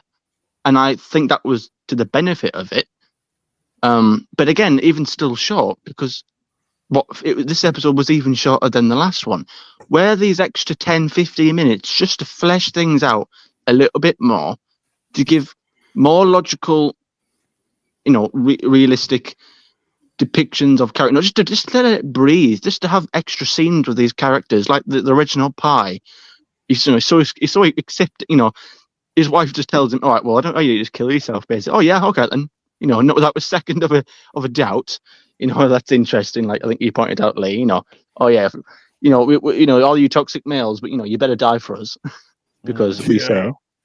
But it's It's just- interesting though that you look at the original Star Trek series, which was an anthology, pretty much an anthology series. You had different adventures each episode. PD, how long were those episodes each? In the About original? 45 minutes long normally, apart from the 45 animated minutes long. We knew more about the characters True. Yeah. in those stories in the 1960s in a you know, a beginning, middle, and end episode than we do in current day Doctor Who. Yeah, we had people. That's worrying. Characters would talk to each other as well and discuss Yeah. the situation, and they'd bring the same pace for the audience to okay, we got this situation. We're not going to try and distract you by explosions and fast ships and everything else like that. We're going to go down to the Well, planet. that's what I liked about this one in a sense, and I know I get it won't be everyone's cup of tea, but I did like the fact that for a little while, and again, people say, "Oh, it's just moments," but every moment counts. I get that, and we need more of those moments. But the fact that he did sit there in that diner and actually shut up and stop mincing around for 5 seconds, and actually sat there and was actually somewhat doctory to me. Actually, took the time to listen to the woman, to hear her problems, and to sort of do the sort of Tenant thing of, you know, over-promising, I will get you home kind of attitude, even before he even knows what you're stepping into. I did like that to effect. Yeah, And the but whole other bits... unfortunately, you've got a situation, though, where you've already got a previous season under the belt, and he is such an obnoxious cartoon himself. He is unrelatable. The companion is a miserable cow. She's not relatable. Oh, yeah. And it's like when you don't care about these two characters leading the show, it's very hard to kind of. The only thing I feel sorry for are the people that, you know, playing these other characters in the round, because it's like, well, shit, you've got nothing to work with. And it's so substandard. Like you can't build any sympathy or any emotional bond with anyone, because the two main characters, well, one is so detached, the other one is just so out there, zany, and a absolute walking mincing stereotype. Yeah. It's so distracting, and when he's trying to act all serious, it's too late, because he's such a cartoon at that point. You can't take anything he does seriously when he's trying to be serious, and it's almost as if he's like having a manic episode. 1 minute he's all over the place, bouncing off the walls, and then the next minute he's sitting there with tears down his face. It's so jarring. And look at jarring. The wasted opportunity of, we can see that he can still write people sitting down in a diner discussing the situation and trying to find out information, right? So he can still slow it down and get organized, people's thoughts together. And then he stops for 5-10 minutes to talk to some imaginary fans which don't exist, which got nothing to do with the main story itself. And it's like, well, and that was a big issue. Looking in hindsight, I was really worried about that scene as well, and thinking, oh God, how's he going to do it? I would say that it just about works, but whether it needed to be there, it didn't really need to be there, because it just kind of feels disconnected. It feels like some sort of children in need sketch. Like you kind of forget about the villain for like a while, and that's not really what you Yeah. want. Again, was I would woefully rather have had underused. more scenes with the villain Woefully than have them. underused.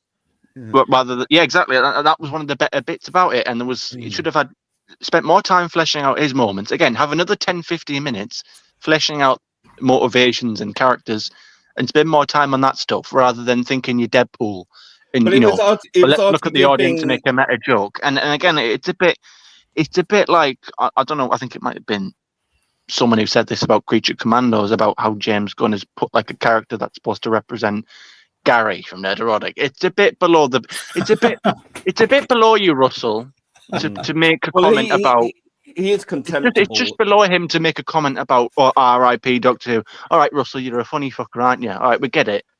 It's a bit beneath you. He's the least self-aware person on the planet, but he's writing as though he's so clued in and self-aware. He's putting in all the writer tropes, and he's totally thinking, I'm so self-aware.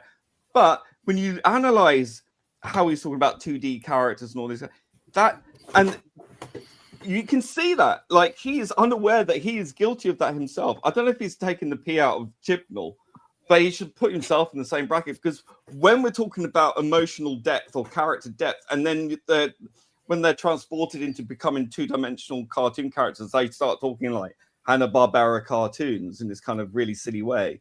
And then they start talking about things that made them sad, and all of a sudden they've got depth, and that's not how it works. But he thinks that's how it works, and that's how he's admitting his own writing flaws by thinking, if I put my tricks on screen and I become self-aware and I'm mocking myself, you're mocking yourself in more ways than you can possibly imagine, Russell. And your imagination. Well, this is what I said about the last week's episode. He's trying to give a message. I don't know if he realizes it or not, but the message was clunky, but he's delivering like a different message to the one he's trying to tell. It's like this adolescence that everyone's banging on about. They're trying to say like, Andrew Tate is the reason why he killed this girl. No, it was just because he was pushed to such an extreme breaking point by all this online harassment, bullying that led to that point. And then you've got like everyone else. I mean, I haven't watched it, but I'm kind of going off what a lot of people have said, which, I mean, well, okay, you probably should base my own review. Obviously, like I say, I haven't watched it, but judging by what a lot of people have said, it does seem like everyone else is sort of putting labels on him. Oh, well, you must have done it because you're a toxic male, or because you watch Andrew Tate. You know, Stephen Graham. Why do boys and young men turn to these fucking morons in the first place? It's because they've been brought up, told that they are toxic, that they are evil, that they are bad. That was the issue with the girl.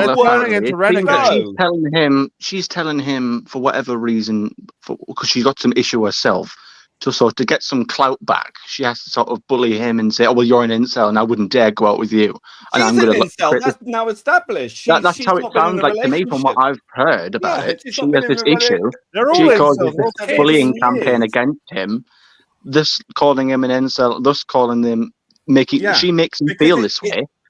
Obviously, this doesn't excuse what he does to her. It's easier to project. It's easier to project than it is to admit your own failings. Yeah, true. And that's what it sounds like. We see a lot of women Who, written like that, and we see a lot of women written that way these days. And it's like, it's so insulting to women, because women are now told that it's a virtue to be a sour, nasty piece of work, to treat men like shit, and that's a virtue.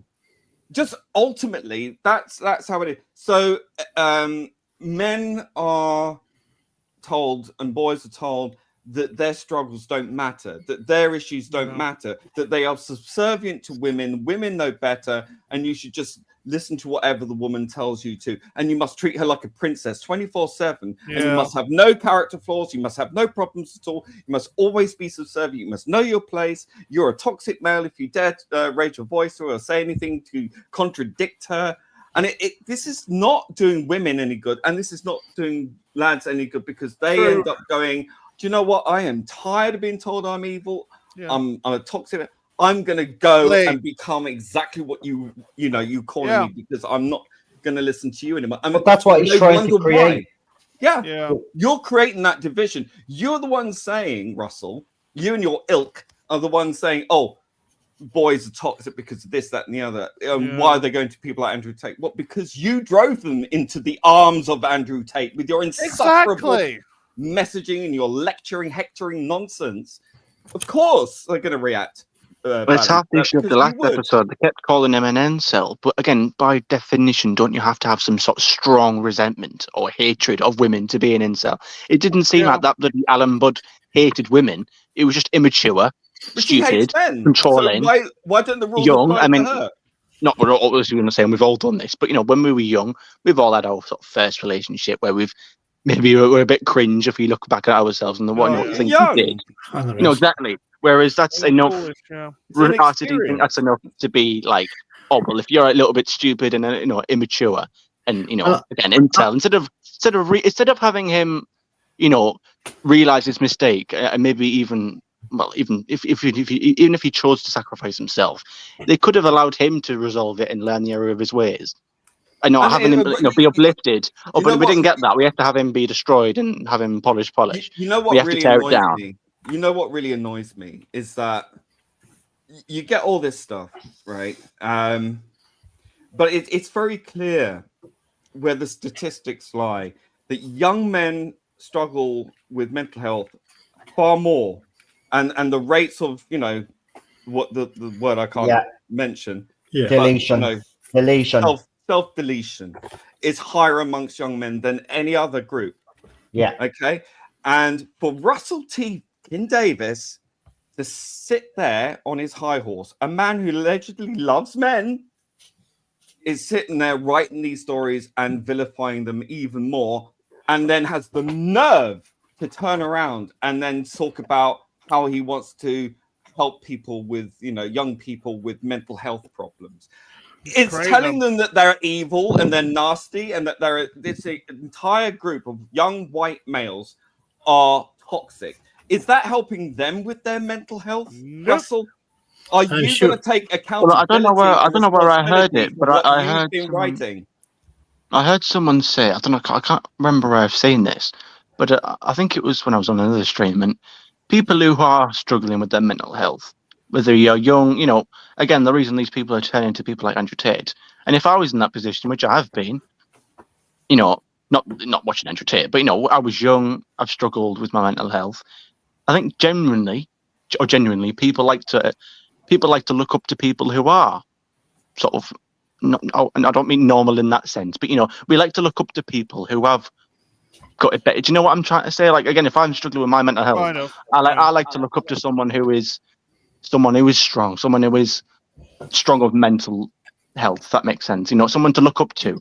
But then again, your male hero. We don't get that. We have to be torn down because again, they didn't give Alan Budd they didn't give him a moment to reflect and say, "Oh no, I've done really bad," and give him an opportunity to change and uplift him. They have to tear him down. And again, another issue is wait. They've turned your male hero into a crime.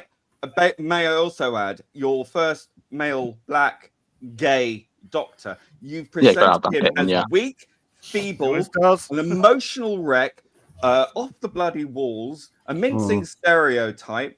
Immediately, therefore, you've already targeted this group that you care about so much, the gays and people like that, myself being included, are now going to be targeted because people are going to take one look at Ncuti Gatwa and go, well, that's what a gay person is. And that's what I hate about it, because again, I'm probably one of the people, again, even Dan thinks he's miscast, and he's again he's been quite praising of this era. I even quite like Ncuti's doctor to a T, to a point. And I want him to be better. And I wish they stifle him at every opportunity. They give him stupid costumes. Sometimes he has a good one. Sometimes he has a bad one. And then they do moments like that where the eccentricity and the quirkiness I can get by. The leg kick is fine, but it's why he does the leg kick. It's why he does it. It's why he does it. They do it because he has to be the stereotypical cliche gay. Now, according to Russell, he wants to break down these stereotypes, or he doesn't want people in wheelchairs to be villains. Then he'll have a woman sit in a wheelchair and only sit in that wheelchair. He does realise they're not constantly in the wheelchair at all times. Or again, for someone who's against stereotypes, all right for Shooty to be the most completely over the top stereotype. And again, it's like you say, like, you know, people are going to take one look at that, and people who are sort of less less tuned into the sort of gay culture, they're just going to say, "Oh well, that's what you all are like," and it paints a bad image, supposedly from the person who wants to tear all that down. So again, for the moments that I do like of him, and there are a few, and I do want him to be better. Again, he has a good scene. And again, I thought he was okay in this episode, but then you have him again in Rogue, where they completely butchered him, and then I generally came away from Rogue Written by thinking, two women. is this that? Just wanna Yeah, but I just fetishizing him. think with that episode, it really felt like they were just like it was behind the scenes, and they just secretly turned on the cameras, and it was just Shooty and Jonathan Groff just talking. Like they weren't acting; that was just really them, and the cameras just so happened to be on. It was so undoctor-like, having him so lustfully and aggressively kind of Disgusting. seek him out, and people. And then as soon as that episode came out, and as soon as people like us criticised that very point, they said, "Oh well, you know, Captain Jack and Ninth Doctor." I mean, again, that was completely He different. was a masculine homosexual. The Captain Jack kissed him, and that was, again, it was a goodbye kiss, if anything, a sort of like a salute. It was Captain Jack's way of sort of doing a salute. It was a goodbye thing. He kissed Rose and he kissed him. They were going to potentially die. It wasn't sexual. And then they brought up Madame du Pompadour. Again, that was all one way. It wasn't Tennant. So, I mean, I hope it wasn't, because that would be really awkward if he knew this child. Jack wanted to say something. I just want to hear what he's got to say in response to that. Go on then, Jack. Well, I just wanted to, on what you said about, you know, getting rid of the stereotype. Me and Lee watched a film about, what was the Mafia fellas? What, Mobland? No, Legend. Legend, yeah. And Right. one of those characters is The homosexual. Cray twins, that way. Yeah, and Christ Almighty, you know, this guy, he doesn't prance around being all hyper feminine. Exactly. Well, Well, why that's can't doing- people if you want Right, to one have, at a time, guys. Go ahead, If you- Jack. sorry, if you want to have a gay actor play the Doctor, I don't think any of us have a problem with that. But the problem is character consistency. Yes, the Doctor can change his whole personality, but all the classic Doctors had a template. They had something that carried over from Doctor to Doctor. New Who, while it did shake things up, kept that consistent for the first 4 incarnations. But now it's just, the Doctor can be absolutely bloody anything. And this isn't Russell saying a gay man can play the Doctor. This is Russell saying the Doctor is now a gay man. And isn't it funny, because wasn't it? I think Lee pointed it out in the previous stream. I'm pretty sure there was an old interview, was there, where someone asked, kind of just maybe perhaps facetiously, "Oh, is the Doctor going to be gay then because you're writing it?" And back in 2005 or whatever it was, he went, "Well, no. Why would I? It's just No, he said, stupid." don't be ridiculous. Exactly. But, You thought, look down at like it'd be stupid, and then you go up 20 years later. That's exactly what he's done. Exactly. And again, it's like you not say, only that, but- you're not allowed to have just a normal. Again, I watched Queer as Folk, and you've got the guy. I forgot his name, but he was a decent character. He works in a supermarket. He goes out clubbing with his mates, Vince, yeah, and then Vince. he comes home and watches Pyramid of Mars, and I related to that so much. And he's gay. And I'm not gay. I don't go out clubbing in gay bars. I don't. It's a different culture. But you know what? I was able to relate to him because he does what I do. He goes to work. He goes home and he watches Doctor Who like me. And that's what the whole point of that was. Now, that was back when, and now again, there's other issues because, you've got him, 15-year-old, with activities with an older person. But again, that was back when Russell could write normal characters. And do you know what, Russell? I know I shouldn't have to say this, but, normal gay people are normal people. I know, shock horror. I mean, you can barely believe. You can barely believe me. Gatwa, then you're like. But again, and it's like I say, for all the Jesus. good moments that I do, and I have liked about this Doctor, I did like him in Boom. And then again, for every positive thing that I'll praise, I'll definitely criticize it. When you've got him in Rogue, and again, that was just his worst performance yet. And you're getting, it's not the leg kick that if he just did that because that was just his silly quirkiness, then that'd be fine. But he's not doing it for that reason. He's doing it because it's written. It was the Yas Queen.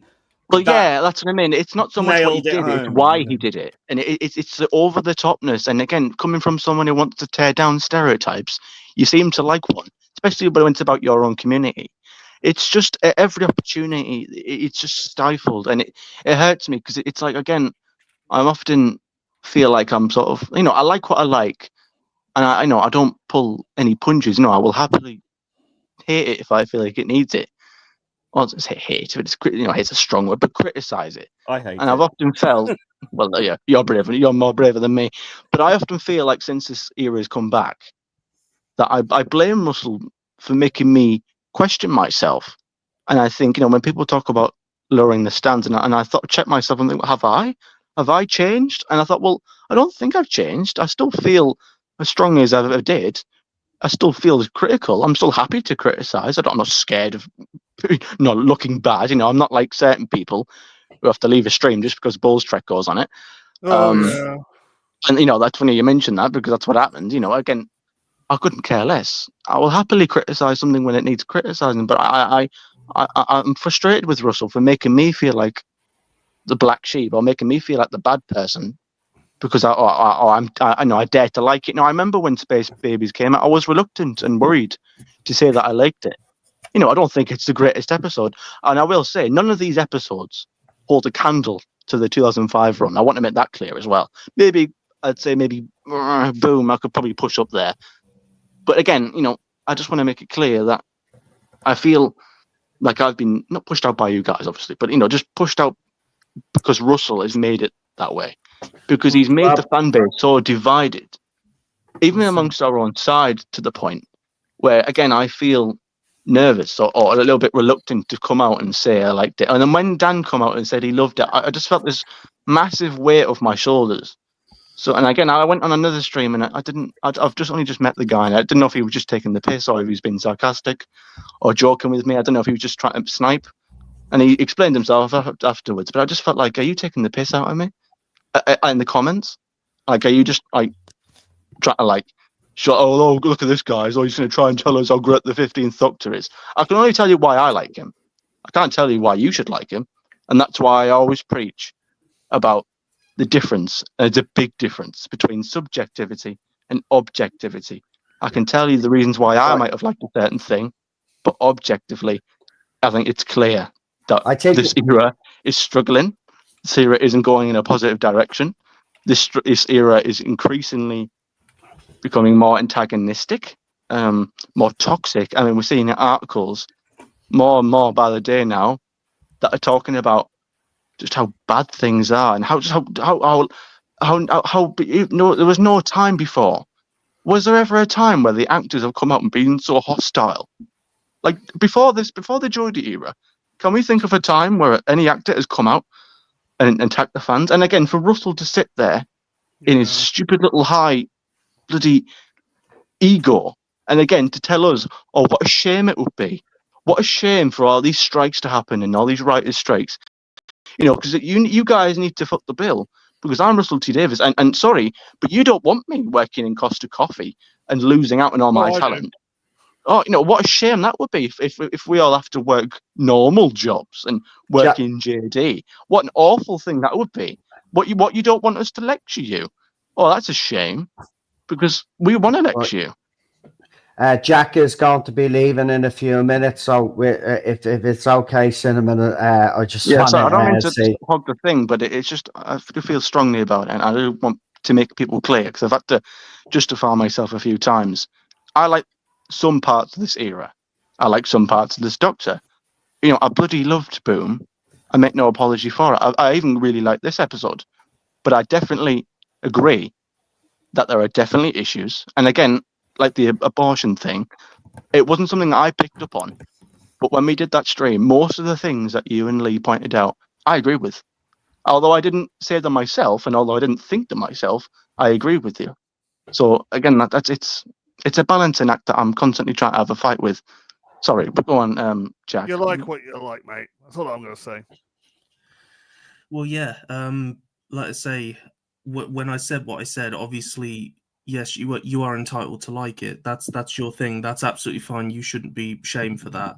But it's just, for me, as personally, I just, when I've seen classic Doctor Who, and this just doesn't align with it for me. It's such a departure that it is. Yeah.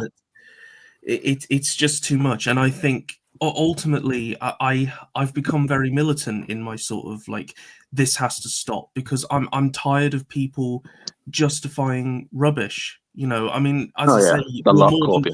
you're more than welcome to like it, but like, if we want Doctor Who to truly be the best it can be, I think we need to start aiming for 9 out of 10 and not settling for 5 or 6 out of 10. That's Yeah, the only we thing. You know, you demand can like little bits of better. it. That's entirely up to you, because I haven't watched it.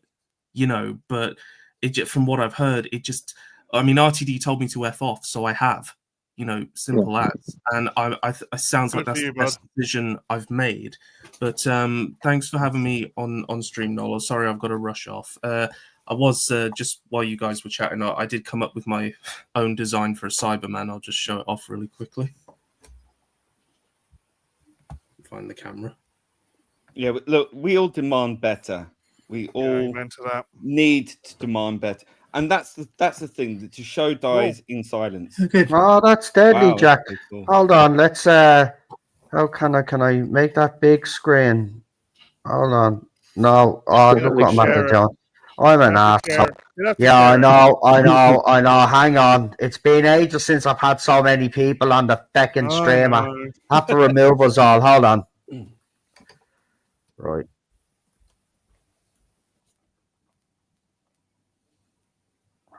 Right, hold on. I have to remove us all. Leave Jack on the screen there so we can see it. Don't worry, I'm bringing these all back on. You aren't being booted off. I've broken the stream.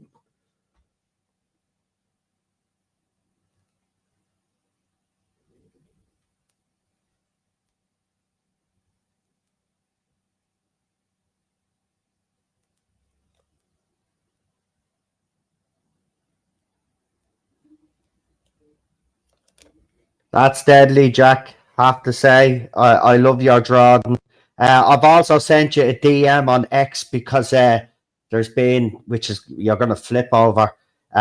Gary from Neurotic is at the putting up an image of the Predator that in the new Predator movie. No, I've seen it. I had a breakdown. I had a absolute fucking breakdown. Right, I'm just gonna vent. So, Predator, the first Predator film, Stan Winston created one of the best Yep. pieces of No, he did. makeup, the best monsters that has ever been put to screen. So what does every single sequel do? So not Predator 2, which gets so much hate, even though I think it's great. What does every like single Predator 2. sequel do? Let's create our own design. Oh, You know, God, that yeah. is a mockery of the original.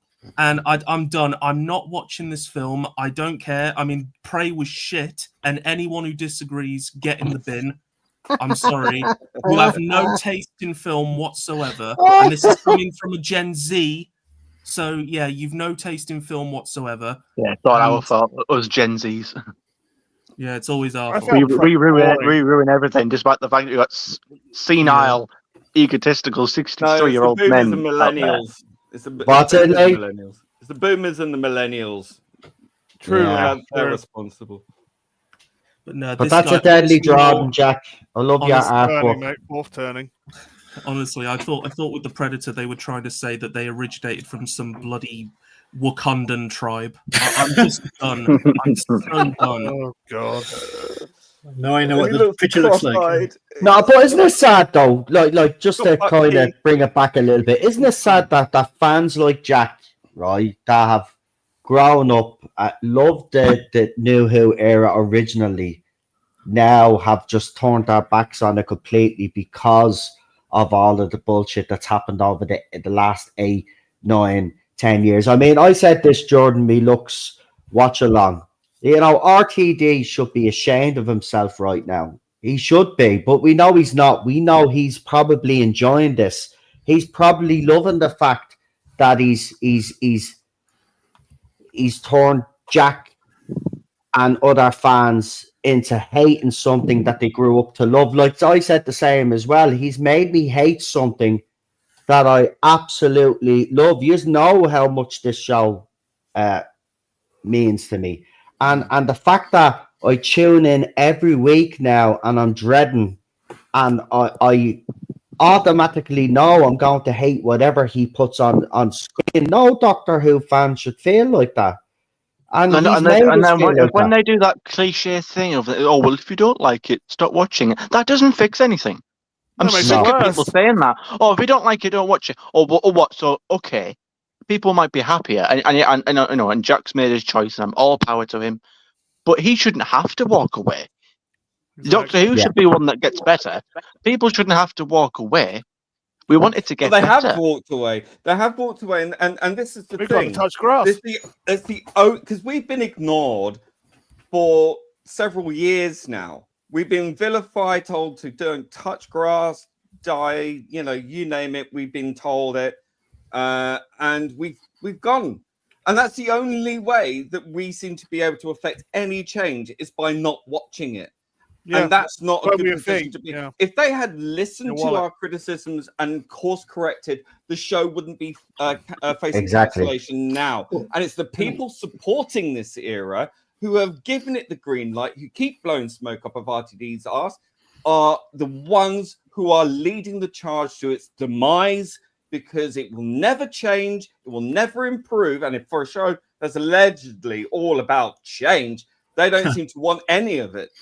And the thing is, the only change that you're now going to get is it's not going to be online. It's not going to be online, on TV, or anywhere very soon. And why? Because you wouldn't speak up when you had the chance. No, Exactly. how much change have they got out of $100 million? I don't know. They've Too much. they've totally ruined. It's not just the franchise. It's not just our memories in the past and everything like that. They've insulted the people who are supporting them still. They've treated everybody as commodities, and Yeah. it's just a matter of Patronize them. you will do as we say. You will like what we serve you. You will be Because like we're us. better than you. We know better than you. We're progressive. We're the right side of history, or da da da. Yeah, progressive. Everyone who Progressive. says they're on the right side of history is always on the wrong. Yeah, exactly. Yeah, the bad guys in Germany said the same thing. Their Just wanna 1,000-year point out. life wouldn't last 5 minutes, you know. Yeah. And Russell T Davies, bless him, he's Something like that. he's going to be one of those forgotten people appearing on a top 10 list of Yeah. people from Wales 40 years ago in the future. And whatever video we have, then it'll be they'll say, oh yeah, I remember him. Yeah, isn't he the guy who made Doctor Who really strange, and we didn't want to watch it anymore, you know. And there was that scandal a couple of years after he stopped writing. And Some people are ashamed to call Come on. themselves fans now. That's Well- what he's done. People are like Daniel said it earlier in the chat there, that he's even ashamed to say he's a Doctor Who fan. It Well, reminds me of back in the late 80s when it was embarrassing to be a Doctor Who fan. So it's history Beaten up for it. repeating itself. And it's And always these been a bit like that. gatekeepers, and it was mentioned, these gatekeepers, though, you know, I'm just sick and tired of it. I've said it if these people that are in or so-called fans that have been in powerful positions or gotten Yeah. them, you know, smelled RTD's fart so much that they're in there with the production team. If they had spoke up after the first series or even after the so-called 60th anniversary, you know, we could have got changes. But yous are contributing to the downfall of this show, so it's not to be proud of. And by the way, this whole thing about, well, if we don't like it, as Cinnamon said, and it's been said to us for the last few years, 8 years, it's been said to us, well, if you don't like it, you know, leave.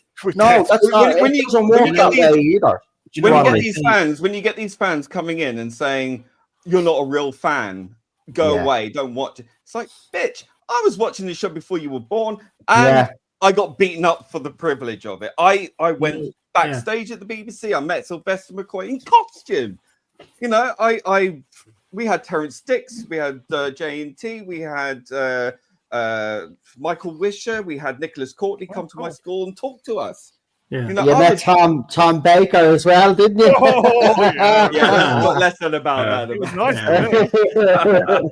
Well, that's Yeah. still an alcoholic, you know. But you know Yeah, what? but it's the same thing with me. I know I probably spent more on the Joe Deere than fucking probably even the biggest fans. Probably too Yeah. much that I'm a bit ashamed to admit, but you know I did because it's just a completionist in me. And again, when they say that, don't watch it if you don't like it. Well, that doesn't fix anything. Just because Yeah. I remove myself from the problem is still there. Need But to the address it. the Jodie era could have been so much better just for the small changes of having I call me prejudice if you like, but Jodie's accent it's like Peggy Olenshaw from IDI. I mean, it's really annoying and it's distracting. Mate, I'm from Yorkshire and I didn't even like it. Exactly. You know, who's he trying to Too much. feel seen? Like, you Yeah, know? it's annoying. So Jack, you were going to say something. if she You had want a been- cup of tea, love? she'll never be a yellow coat. If she had toned down her accent and made it more of a received pronunciation, okay, you know, whatever reason she didn't, and they'd had it more of a, and she hadn't spoken outside of the you know, she hadn't used the time in interviews and whatever on red You're carpets afraid of to my gender. be all this living feminism politics stuff. If she had been an actress or an actor, whatever they want to call themselves, and just done the job, read the lines, treated it as a continuation of a responsibility to continue a character which pre-existed her, we wouldn't have been perhaps as triggered. But of As course, soon as she did that stylist video where Yeah. she mocked the comments, she had ended her reign there Exactly. and then. It was So only a she- matter of time. That and was that's it. and that's the problem with modern Doctor Who characters. Even Tennant has joined in. He was all right at first, but now he's joined the bandwagon of being Batshit, activist and being rude to people. I off- bet it's funny in his the show, you household know? at the minute. I bet The George is rule- a. Jack, you wanted to say something. Well, yeah, I'm going to head it in a minute, but I just want to say that the one phrase that I hate getting told is "it's just a show," and you get told this from God, people. Oh, it's Yeah, just a why kid would you feel show. like that? Come on, You get Russell. It's told- just a kid show.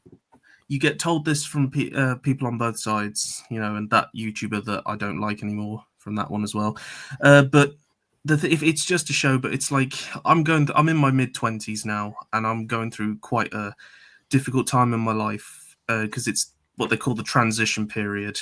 And you know, being a lifelong Doctor Who fan, that's now come to an end, and it's like with all the difficult times that I'm going through, I now have one less thing to help get me through my day. So it's like, thanks, Russell. I hope- That's what I mean. hope It's not it was just a worth it show. in the end. I hate that. And Jack is right. It's Well, not if just the it's show. just a It show, means something to us. If it's just a show, then why do you make a whole YouTube channel to do nothing but talk about it, and you know, then dictate to us how we should feel about it? Exactly. Yeah, if it's just a show, then why does it need to reflect society so much? Why does it have to be so progressive? Why does it have to Because it's a powerful die on the show. altar or die on the hill of representation? If it's just a show, I mean, it's just a show, right? All it's got to do is be silly and have It- little alien it shit. was just Why a does it have show- to be your It side? was just a show that had one of the most unique and interesting male role models a child could have, and that was a man who used his brain to get out of situations and not necessarily resorting to violence only as a last measure, but he used his brain and his wit, his intellect, his wherewithal, his street smart. You know, he was so different. He wasn't all brawn and macho and guns blazing. It was and always after the bird, or in this case, the bloke. He and crying about it. Yeah. It was a totally unique character that you don't have anywhere else, really. And that was what was taken away from a whole generation of boys. Like everything else, Star Wars, all these great moral conundrums, these good versus evils, and it's all become very ambiguous and murky, and you know, and women now taking over. It's like, look, that's not equality, right? That's just triumphalism. That's just True, waving very a true. flag Did for you ever an did you ever- ideology. did you ever consider that women like these IPs because they were boy centric, or Yeah, did you even exactly. bother to ask them? Yeah. But No, it's not just that. You got to awful. realize that to Russell T Davies, it is just a show. It's just Yeah. something that he can use. He doesn't understand it the way we used to. Yeah. Yeah. I mean, I fell in love with Doctor Who for the monsters, you know, because that Daleks especially. But now that's all just down the toilet now because the whole thing's just been Yeah. soured for That's me. what I mean. I've always hated that. It's just a show. If you don't like it, go and watch something else.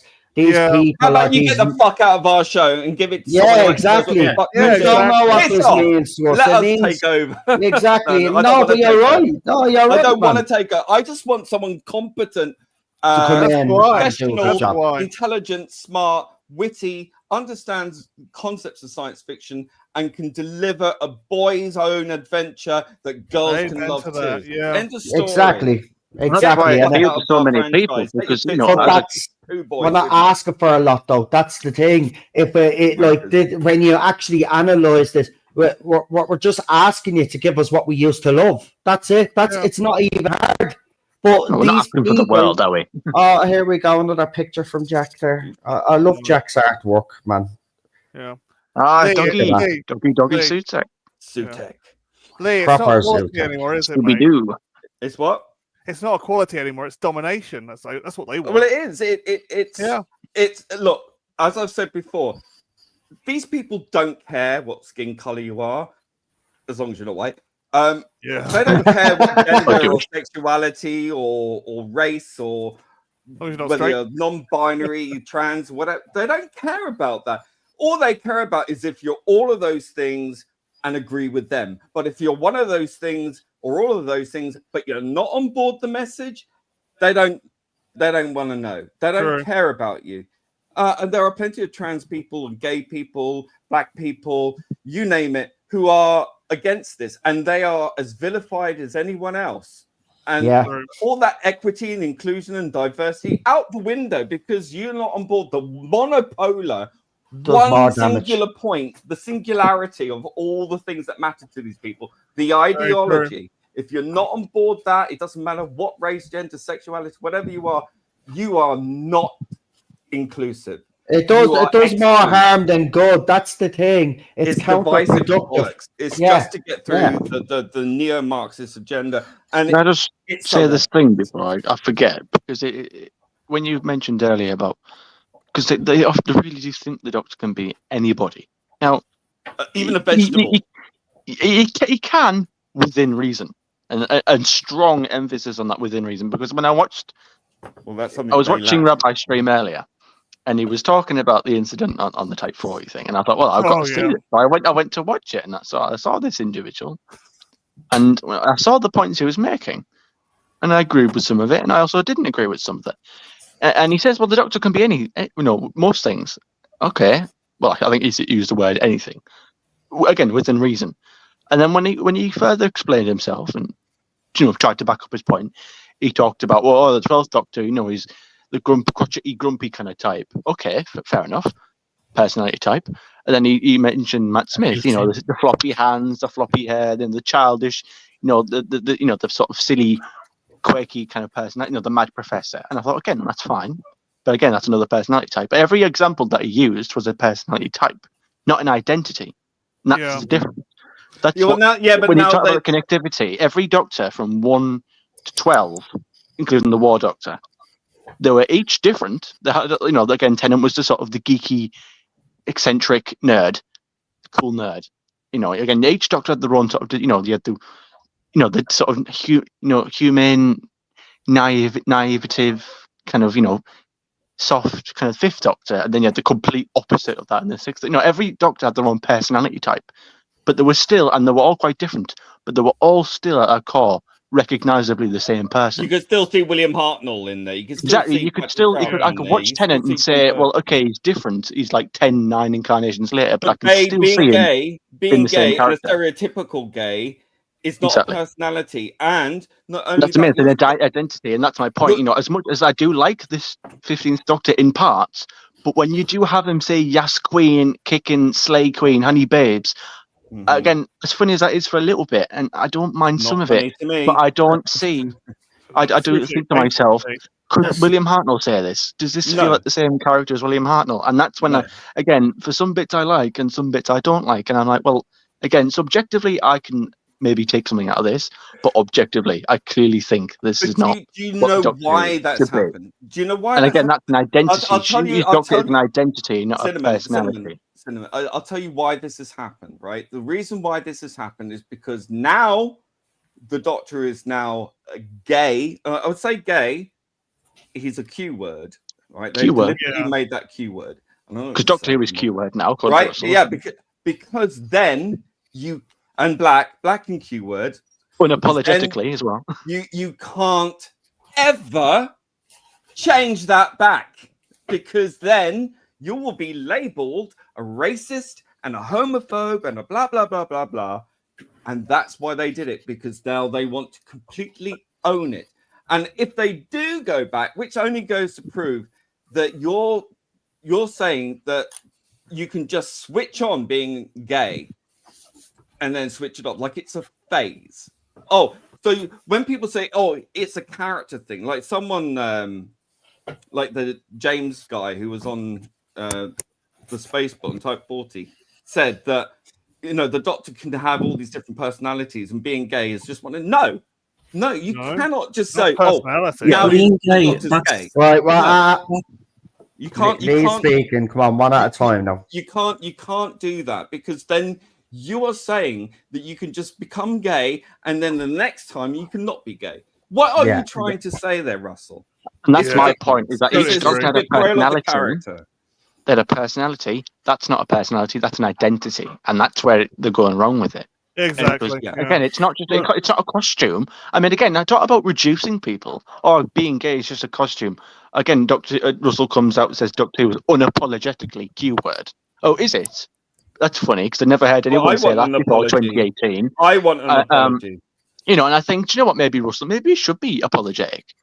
Maybe again, you have to, instead of constantly validating yourself and sitting there and again on all the another thing. It's like it's like a Bible that they all quote verses from. You know, one of them is again, like we said, we don't like it, don't watch it. The other one is, it's always championed progressiveness. No, again, the classic. You're not progressive. You're not classic. You are regressive. You are radicalized to the point of being the very thing that you accuse other people of, fascists, right? You're intolerant of other people's opinions. You're bigoted because you will not accept anyone else's point of view or opinion. You are forever condemning other people who disagree with you to the point that you dehumanize them. This is not in any way a doctorist trait. This is exactly what the Daleks and the Cybermen were written Master to be about. does. And what the Master does. And the Rani, looking at inferior human beings, it's exactly the same mentality. You are not the good guys, and you're writing this as if it was a virtue. This is why we don't see the Cybermen and the Daleks seemingly, because it's too bloody close to what you are, Russell. You and your ilk. Well, the fans have become spouters of party lines now. They're just like apparatchiks of the best party, and. They've turned what Cinnamon was saying earlier. They've made the Doctor somebody who repeats 21st century's Earth slang rather than a character from another world and another time and another culture. And it's now dating. It's terribly dating. It's like as if Patrick Troughton was saying, "Hey, groovy baby," or whatever he was. Hey man, that's so heavy. In the 60s, it's ridiculous. Because it's just when you've got him in a normal sort of costume. Sorry, I do apologise for interrupting. But when you've got him in a normal costume, a bland one, and not even a doctory one, he's going around saying babes. I mean, the first couple of times I didn't mind. I still don't mind it, but again, it's why he's saying it. If a straight man said that, it's misogyny. It's misogyny. It makes him too It makes him too human. It needs to be more alien. I don't, as much as I do kind of like this Doctor, he's not intelligent like the others. I don't get this is an extremely highly intelligent. He's alien. Like you see him when I saw him in this episode, and he's messing around with the gadget, and he's under the TARDIS doing like things like that. I thought, okay, well, other Doctors have done that, and you get those little moments. I need more of it. I don't want just moments. How many episodes? How many episodes has he been saved now? How many stories has he had to be rescued by somebody else? Now, I've no problem with the Doctor being rescued on times because that has happened in Classic Who as well, but every other episode, if not every single episode, Bob made he's not allowed to be masculine. He's not allowed to be masculine. You've got to have Bonnie Langford riding around on a scooter. But he's not a masculine Doctor.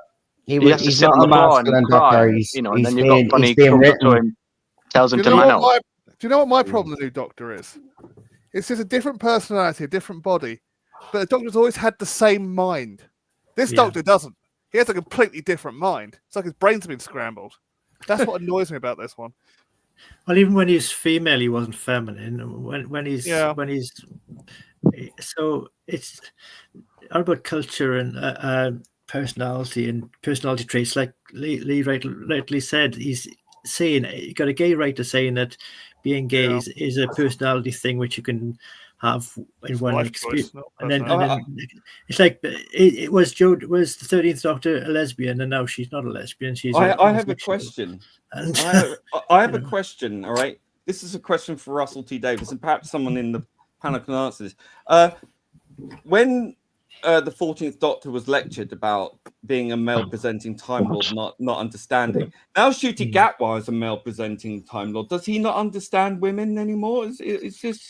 Yeah, but like As I said, same mind. Is that how it is now? Does he now no longer count because he's not female? Or is it okay seems because like he's that just made me keyword think, like, now? how does Russell I'm back. actually sit there when he's at the desk and he's typing away on his computer? How does he write that dialogue? And he's thinking about it. Because we watch it and we don't see think it he's in thinking over a at couple all. of seconds. He's actually thinking about, according to him, remember, he thinks about every word. He thinks about whether it should be a comma. Yeah. He thinks about whether it should be the word where. He's slaved. He slaved over every single word. Is that problematic there, Russell? Using the word slave there, Russell. You're being a bit bit racially insensitive there, Russell. Yeah, people from 70s rock bands could be offended, couldn't they? And then you've also got like people in fandom. Again, fandom is awful these days. It's boring. It's awful. It's Like, the fandom it's not- that drove. it's It's not- not just the show that drove the fandom, the real fans away. It's the fandom itself. who Like drove a it's lot of actually fans like away. horrible. Like it's actually worse. Like as awful as angry as some of us are with the show. There is no The fandom. The people The that fandom is are gone. Only part of it, activists. Fragmented. Only activists. But And it's my, the lies. It's Colonized. the fandom- lies as well. Like I've The- seen, and I'm going to say his name because I don't care. Mr. No. Fucking Tardis. Ah. Mr. Wokey. You No, know, but why shy away from What it? Balls Trek No, he calls said it. He needs to own it. It makes. I don't fucking reviews. care. It makes no difference to me. He's put it out there that apparently we just viciously attack any disabled person. Like even apparently according to him, because Right. Well, apparently I'm a any- homophobe and an anti-Semite, even though I'm gay and Oh. Jewish. According And to yet him, he's pro-Palestine, which is like calling for the death of Jews. And Like, he according is to so him, and I take this self-aware, he's personally, exactly the because same he person as says that we RTD. ruthlessly attack any disabled, like worse than any sort of BIPOC character, whatever they say, and worse than any sort of person of Well, colour. my brother would Apparently, be disabled disappointed in people me, yeah. get our wrath the most. Now, I take that as incredibly insensitive, because he said it about Rose Ayling-Ellis. Now, as my fiance, Yeah, well, I will say that. I'll back you up on that. He's actually prepping his side of the fandom already. He's coming out with this post. This is what he said. Hang on, Cinnamon. Let me actually say. Yeah, get it what up he so said, we're actually accurate and that we my know what we're brother's- talking about. right? My So brother's people know. disabled. My brother's disabled. He hates all this shit as well. He's not a wokey. I'm Where's his disabled. representation? Where is it? But again, I don't mean to pick out names, but like I'm disabled. My fiance is Well, deaf. he's gone after But any just about notion that, like, everybody. again, Kind of people, blocked. you know, a lot of people are going to have a lot of deaf family members. It's quite a common thing. So again, for this just extreme projection and straw man that again we're just going to ruthlessly attack and saying that it should be a support network. Oh, I sincerely hope this is a support network around Rose Ayling-Ellis, because apparently we're just going to jump for the head. We're going to go for a jugular. Apparently, again, my fiance is deaf. I've grown to learn and appreciate the deaf community and learn her world since being with her, and it's enriched my life. So again, the fact that I would even go, I wasn't saying it about me, but it's just the sort of blatant blanket term that he's just applying to anyone. Again, like did we go, and he puts up a picture of the woman with a sort of missing hand. Do you remember the one with the disabled woman from the Dan's Flux? Yeah, Dan's missus. Again, I've completely forgot she exists. Apparently, we all went for her. Apparently, there was just a ruthless attack. Again, it's just a sort of projection and straw man that we're all going to go for her. When, again, as a disabled person myself, the notion that like that, it's just not true. So again, this is what I mean. The fandom is just as bad, if not worse. Yeah. Because you've got blatant liars and dishonest people with absolute ridiculous. And again, it's a lack of communication. It's like Russell. Oh, I've got no time. I can't spare a second for these online warriors. Online warriors, but the people who put you in your position. I mean, don't get me wrong. I mean, this is the thing that really knocks me more than anything. I think is his dismissive attitude. It's like you are calling the people who made you the millionaire you are today that you are telling to go and touch grass, and then he moans that we need to elevate him, otherwise he's going to be serving in Costa Coffee, and what a shame it would be to or lose selling out on him. shoes. Yeah, I mean, because again, for every finger that's pointing at us, he's got 4 fingers pointing back at him, and it really bothers me because it's just I took that personally, and again, it wasn't saying it's just about me. This is the thing, Cinnamon. Like, I don't know how many more times he can insult you, but you'll still give him your eyes. You'll still give him your... I just don't see why you do it to yourself. I don't know why this is what he said. This is what Mr. Carter said. I didn't want any names mentioned on the fucking stream, but here we go anyway. I sincerely hope there's a support network around Rose Ayling-Ellis in the coming weeks. Having followed reactionary fandoms in recent years, if there's one thing they loathe more than women or people of colour, it's disabled people. No exaggeration. They go full. You are a disgusting bastard. You are a disgusting bastard. No exaggeration. They go full Hitler over depictions. Let's raise. He said that. He has said that, so he needs to own it. Cinnamon, let's raise the ghost of Hitler again, shall we? This man has been. Oh God! Right, this man has been pushing that party line for years. Yeah, and just be careful what we say now. I don't want to get the stream demonetized now. Come on. It's constant. This guy is unhinged to the point of lunacy. The fact that he can bring up the specter of that evil dictator and accuse everyone who disagrees with him that they are that, while supporting genocide against the Jews. Excuse me. No, you are shitting too close to your own tree. I'm sorry. You're talking bollocks. My brother's disabled. I don't care whether someone's got a disability or not in the TV show. Exactly. Great if they get the role and if they're cast because they're the right person. But parading them around like a bloody trophy is sickening. And you sicken me. Because you only see people for their identity or their disability or their gender or their sexuality or skin color. And you don't see the people because you're too busy dehumanizing people and reducing them down to their tiniest, most unimportant parts. Like you think that someone's sexuality or someone's disability is the thing that defines them? Yeah, exactly. Man, not even a man. Can I just say something before I do have to head now, Noel, if that's okay? Yeah, no problem, Jack. Go ahead. I just want to say the reason why I think this show is going to be very difficult to come back is because, like I said, anyone with a rational thinking brain has just walked away. But it's the fandom itself. I have never seen a fandom quite like this one. Now there are lovely people there. Don't get me wrong. I mean, us here in this community, I think we're some of that. But it's there are people who just seem to think that they are the emperors of fandom wherever they go.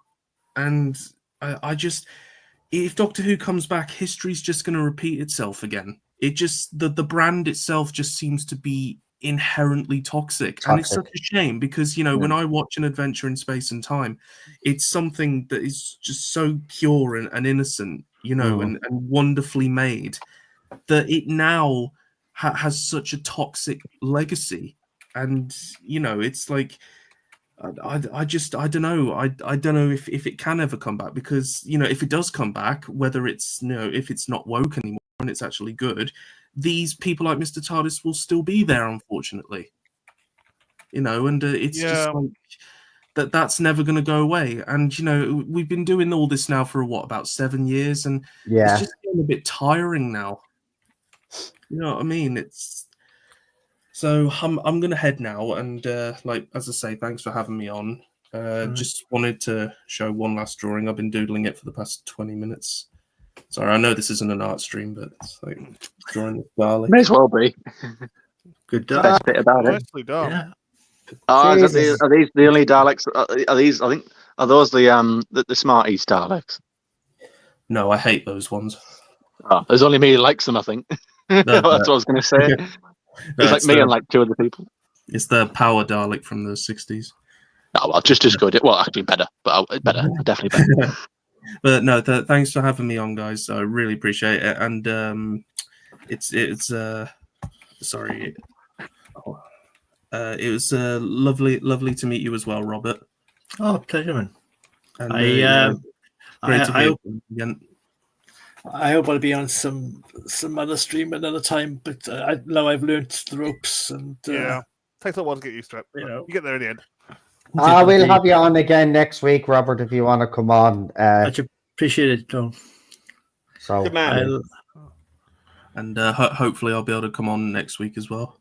yeah, of Oh, course, yeah. of course, of course, And of I've always course. enjoyed Robert Payne's interaction with me in the chat because he's Yeah. so bloody funny. Yeah, He always yeah. makes me That's laugh. why when he said he wanted to come on, I had no problem with that. Like, you know, I'll bring anybody on that's in our little community here, and that's the one thing that I can say about this whole 7 or 8 years of the shit show that we've had. Is it's brought us all closer together, and we've got a real tight knit community here. So that's the one legacy, I suppose, from all of this, is it's brought us fans all closer together. I mean, I'm actually imagining what it'd be like if we didn't like imagine if we didn't have like Rabbi making his channel, this channel, Dan channel, you know, Balls Straight. Imagine if we were just all on our own, disconnected, we weren't connecting at all. It would be harder, I think, because we wouldn't have an outlet to share it with. You know, Yeah. it's one Well, thing like- screaming into the void on Twitter, but you know, Yeah. when it's different in person, when you can actually sit there and have a conversation with people, like again, and we don't agree. That's the thing. You've got me, who's probably the most optimistic, and again, like I say, you know, Lee said there, I've lost respect for Russell. I don't praise him anymore because again, I can't repeat it, but from what you've told me, he just grows more vindictive by the day. Again, it's completely different, and it really hurts because again, me and Jack are his. We're the people he brought. He brought it back for us for a new generation. We were his new But you're generation. white and male, so not so And then- much. No, we were. It's like It's a bit like. I don't mean to sort of like. Maybe this is a bit extreme, but it feels. Again, it's nowhere near. I'm not comparing it because it's not the same whatsoever. But it's a little bit similar to sort of being groomed in a sense. You know, you're told how amazing you are. You're told it's all for you. You know, you get hyped up. Oh, look at this fantastic Doctor Who just for you. Oh, and then once he's sort of like got the riches of it, you know, once Russell sort of got the benefits of it, and once he's swanned off and then left Doctor Who, now he's come back again. Oh well, it's not for you anymore. You've been discarded. He's had his fun with you. He's done what he wants with you. He's like, you know, he's had his, you know, he's got what he's wanted from you. He's, you know, we give him we made Your him what he is. money and your eyes. You know, he's got. That's and what I you mean. need to He's stop got giving our him money. both. You need to stop And your giving him allegiance. both. Yeah, you know, I just don't know how many people in this fandom continue to give this man the attention he craves and to keep tuning in, giving him the ratings that he's even got, and giving him money for whatever else. Don't just stop doing it. Well, it's not all- worth it. Don't sell all- your soul to this freak. Honestly, All I'll say is that, you know, guys, we're below 2 million now, and I'm addressing this to even those of you watching the stream. Come on, join me. With our combined effort, we can do something else, and we can bring that number down lower, because it's the only way it's ever going to stop. Jack, because I won't to listen be to quite you honest anymore. with you though, Jack, I actually think, right, that the more this goes on, I think, you know, the audience is going to fall away. I mean, we've seen it. Looks lowest ratings in the 62 year history of the show. I reckon Saturday's episode will have even lower ratings. I think Yeah. we're that'd be now awful weather. officially. I think the downward trajectory is happening, and I don't think you're going to be. I don't think it's going to stop now. I do agree with you. I think the Robot Revolution broke the camel's back with a lot of fans. I think this episode has also done the same. Next week's episode or this week's episode, you know, is I think definitely next going week's to do. episode might do a little better. Yeah, Maybe because the midnight sequel. Yeah, but I'm worried because about it's the that. midnight That could sequel be and marketing. because of the animated character. I think some people might be sucked in because they might not have watched this episode, but they might go, maybe it's improved, you know, like as they always Well, look, do. We're still shit. Stop Go on, Jack. maybe, stop maybe, and stop umming and ahhing. It's not going to get any better. You know, No. how many more years is it going to take for you to realize that this man hates you? Yeah, he does. You know, He and absolutely this show hates you. despises you. He He's does been actually planning- hate us.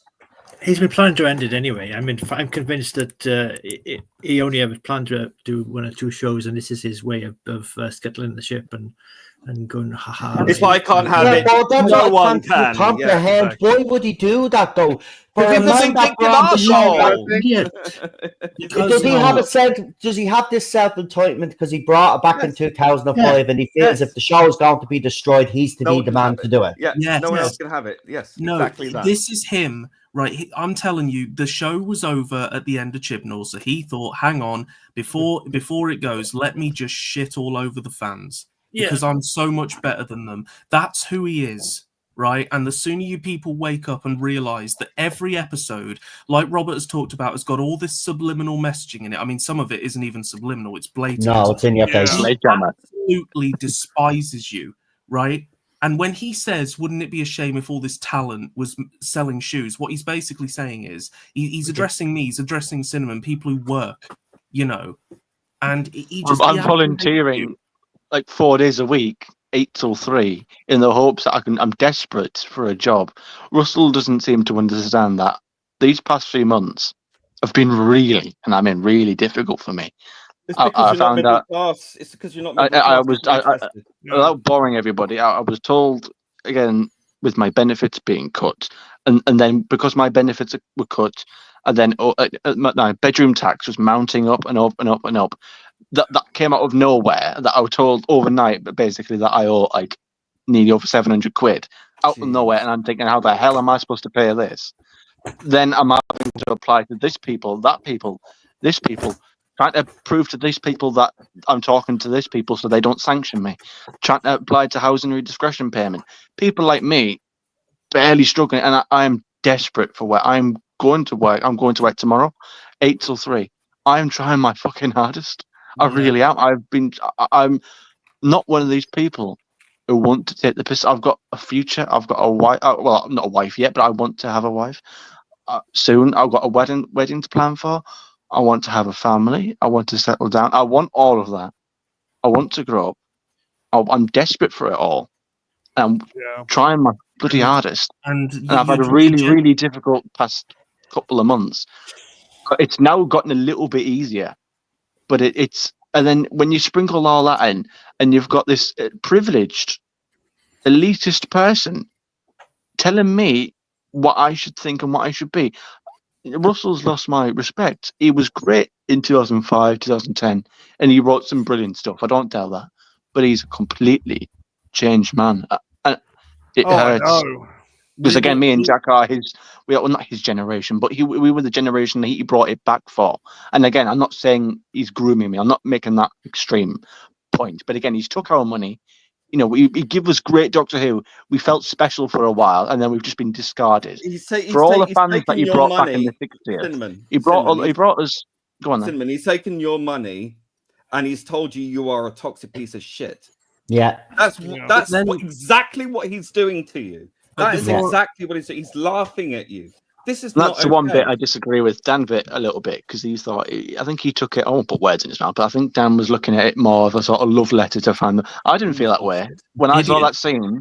When I saw that scene, I just thought, "Wow, you're taking the piss there, Russell." R.I.P. Doctor Who. He was And then mocking you could- fans and stuff. Really? Again, it's a bit like that. It's beneath him, and I thought, really, Russell? Like, I think it's a bit below you, but then actually, is it? But Cinnamon, Because you're quite Cinnamon, petty. Cinnamon, It's him. It's very- That the is. thing Go on, is, Jack. Sorry, the thing is, we enjoyed the show back in the day because we were young, like full of light, just loved everything. But the truth is, RTD didn't make it for us. It was RTD who brought in, who made it predominantly for girls. It was RTD who wanted the demographic to be more than just sad, nerdy boys who he looked down to all the time. And he made Doctor Who a bloody pampering thing for 19 teenage girls. Like, what the fuck? Like, I'm sorry. Is that the same character as Classic Who? No, it isn't. Doctor Who wasn't for sad nerdy boys. It was for everybody. It's a family show. Exactly, No. I didn't mean it like that. What I'm saying is that that's how what Russell thinks we are. That's what I mean. I'm saying to Russell as far as his wrong appreciation of what the fan base is like. Yeah. That's why he's gone so wrong. He thinks that we're not something we're not. Well, I don't feel represented in that three.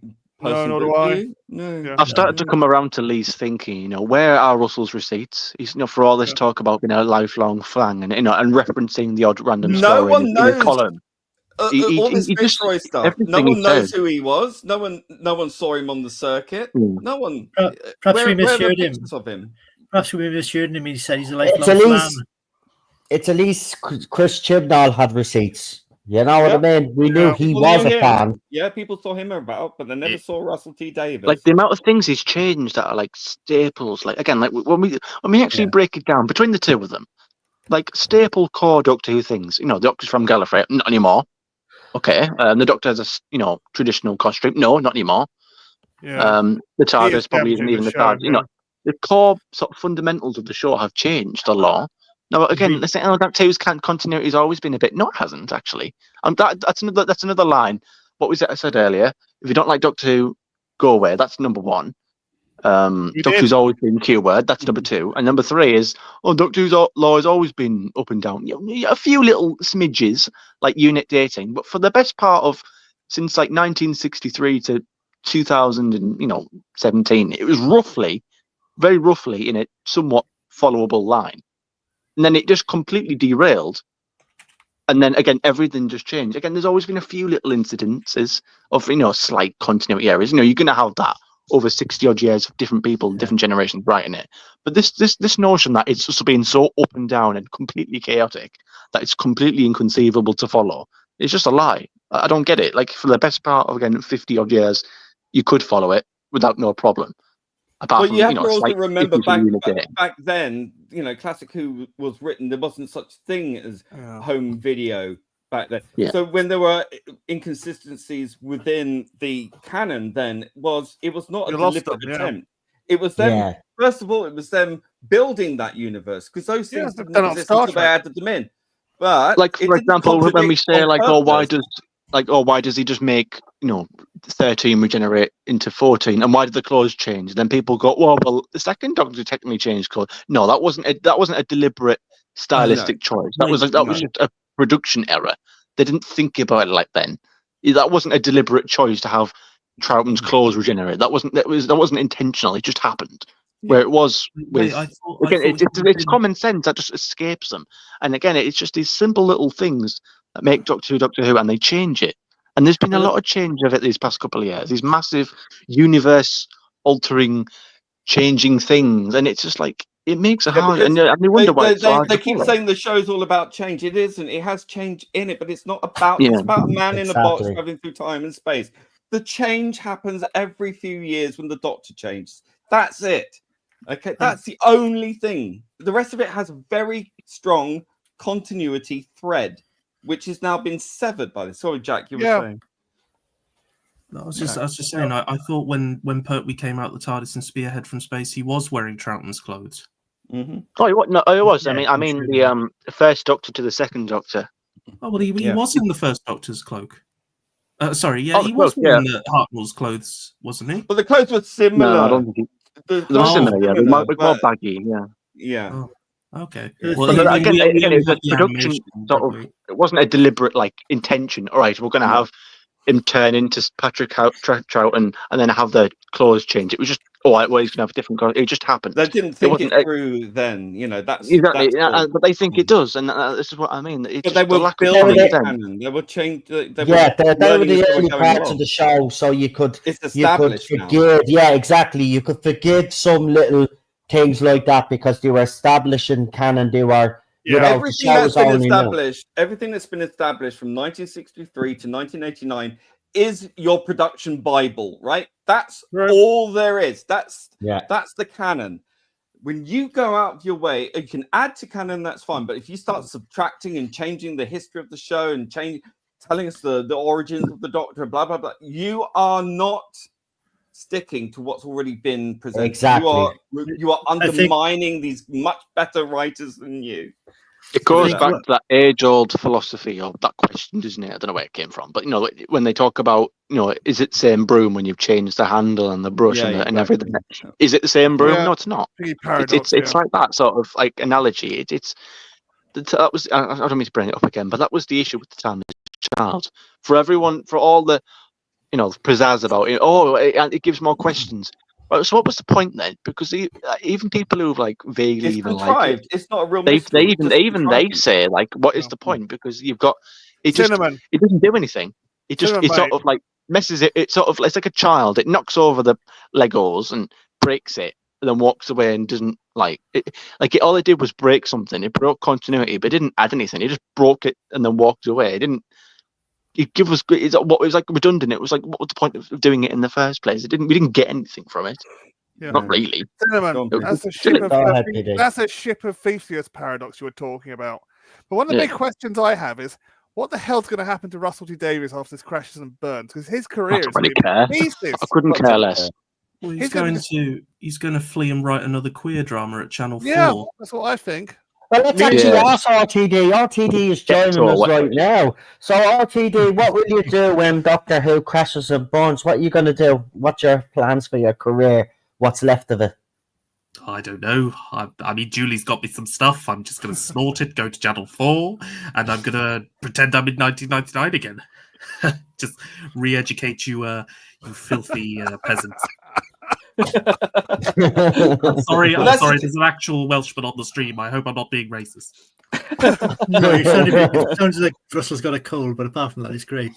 Well, he has. I mean, listen to the man. God, he's can't stop Yeah. snorting coke between It's not- interviews. That's why he can't keep Allegedly.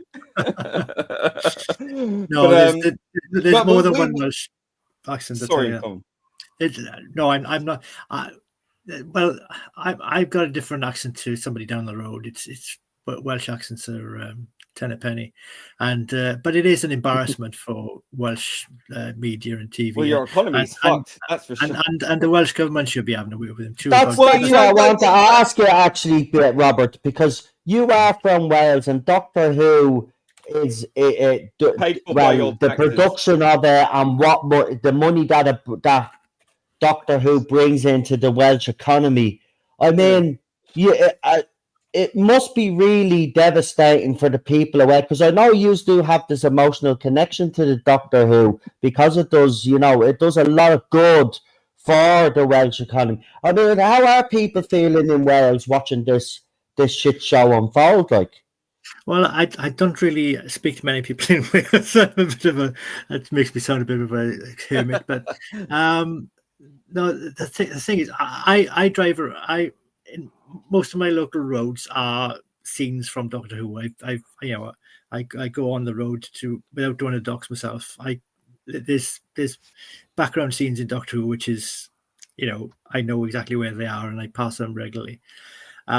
We've got the Dragon Studios was set up in South Wales. You got all the development of people going to Cardiff University and studying film studies and all that, and Aberystwyth as well, the old film place. And they're trying to rebuild after the Welsh economy went from heavy industry to steel and coal and everything like that. Yeah. And it said, all right, it's great. Now we'll have people be in the media and get a job as a sound person or a film cameraman or whatever, which doesn't make much sense. Which, and most of those It's people so were insular. probably shipped Yeah. in from outside of Wales anyway. But And then now you've got a big white elephant sat there empty. Yeah. And paid for by the taxpayers in Wales, because the local government in Wales funds Bad Wolf by giving them tax breaks. And where do you think that money comes from? From the taxpayer. The Welsh government funds a lot of things, but there's a word in we have for people like Russell. They paid no tax. Did you know that? Do you know they've paid tax twice, Bad Wolf? Twice. What? They filed Twice. 2 or 3 tax returns, and they've paid tax Yeah. on that twice. Well, that's the thing. In all See, those years. now It's every the post. Welsh government was only passed by a referendum, but about 0.5% majority. So it's not something that we're all really in favour of. There's a certain class of people, and Middle class. there's a certain. It's like the It's all the almost English that tribal. have moved there. That's what it is. Well, it's not only that. What I've found in my 55 years, man and boy, of being Welsh, is there's a certain type of Welsh person who you get the county councillors and the people like Russell T Davies, and what we call him is a word called crachach, which I've is heard that, basically it's basically self-important middle class people who think they're sort of people who get really proud of being the local councillor, or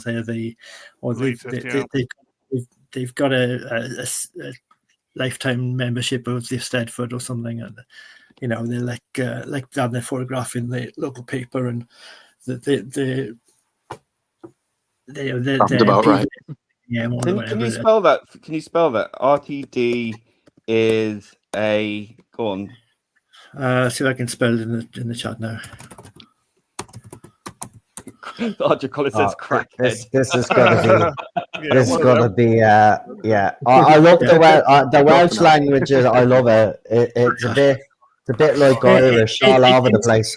It's basically Welsh for snobbish git who thinks he's better than everybody else. You know? Oh, that's Wow, him. that's him.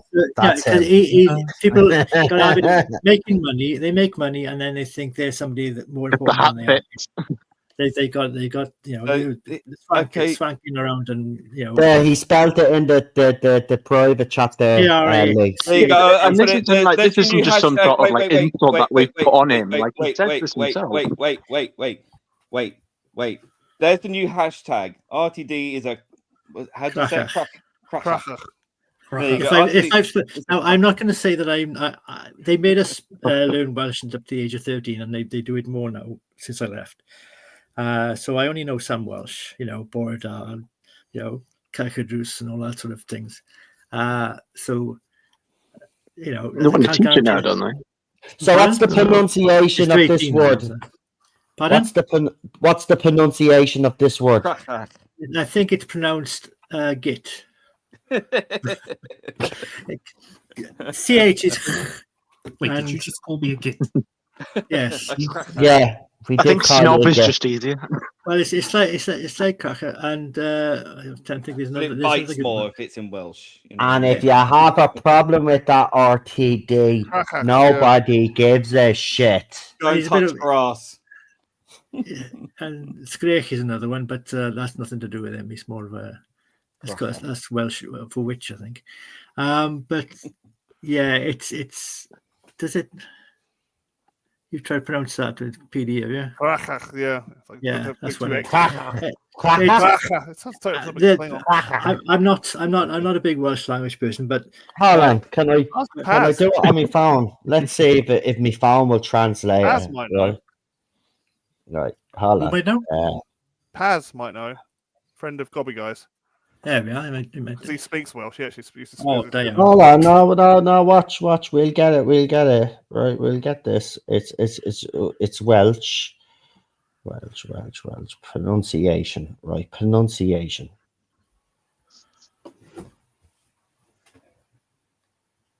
I hate the ways they're all just waiting in silence. Stop. Yeah. Come on. Jack, say something funny. Well, I hope you don't mind, but I'm going to be going off to bed now. I'm fearfully tired. How's that? Is that a good impression for you, man? Oh, Jesus, I've been doing Sydney. No, it's Irish. Hold on. Turn it Here to we an go. old. Here we go. I have it. Hold on. Pakistani. Isn't it? Oh, Jamaican to me. Maybe I'm just mixed. Cracker. Cracker, yeah. Sounds like a frog. No, That yeah. sounds well, like Klingon. he does resemble it. sometimes. Right, so that's what they say. This pronunciation thing says what it is. So, cracker. Cracker. It's a derogatory term in a way of saying, like, you know, the posh git, like, you know. Well, there you go. Right. Hashtag RTD is a cracker. Yeah. Use it But if the Yeah, cat there's a fits, bit. wisely. It's a bit of Welsh there for anybody there now. This That isn't is like, again, Welsh. like I was going to say, this isn't just some name we've put to him. He says it himself. I know more he sits Swedish there, than doesn't he, Welsh, and yeah. talks about, oh, no one dares to come up. No one dares to come up to me and change questions me or my writing, or no Yeah. one dares change a word. There's You know. another short word describing Russell today. It says top. TWP. Just means stupid. Right. So here's the meaning of the word. It's the most common in the dialects of South Wales. Grach is derived from crach, which it has a basic meaning of scabs on skin and a secondary meaning of snobs. The term has only taken hold as a wider conspiracy theory in recent decades. Oh my God. So he's a scab. Yeah, okay. Yeah. I think it's Yeah. in Creed, wouldn't I? I can think of a few words in sign language that I could show Russell. I don't think he'd know what they are. I've got Yeah. one. It's got 2 fingers. I can say. Sometimes 2 one hearts finger's and a enough. little finger. On the Rose Ailing Ellis thing, though, I just want to say, right, obviously that gobshite has set up his side of the fandom now and thinking that everybody's going to bully her. Oh, it's just pride. Nobody's going Well, to bully her as far as I only know. mentioned his name because, again, I just feel like if you're going to come out and say stupid things like that, then, you know, if you're going to, you need but to I own don't it. want- He but said the it, reason so he why needs I to don't own it. want- Yeah, but the reason why I didn't want anybody's names being mentioned is because, you know, as soon as his name or anybody's name gets mentioned on this channel, they come after me. They don't come after the person. He that just actually works the same way mentioned the name. because he'd be happy to say anything about you. If you ever said anything, they'd be all over it. So it works Yeah. both So- ways. So, basically, I'm just going to say is that I've seen this actress in other stuff, and she's actually a very good actress. And what She I've is, been told is basically she will have a big part to play in the next episode, and apparently she's going to be the only one that could communicate with this whatever this entity is in the midnight sequel through sign language. So yeah. Wouldn't it be the opposite though? Because it kind of doesn't it thrive on spoken language, like verbally? Yeah, and you the ability, expect you some know. internal. So wouldn't it be the consistency. opposite? Wouldn't it? Yeah, but you're thinking internally consistent RTD, which he is not. Man has Well, no logical. Oh yeah, of course. clue behind. I'm still thinking with my. I'm still thinking with my 2008 Russell head. Yeah. If you remember, that was like what Yeah.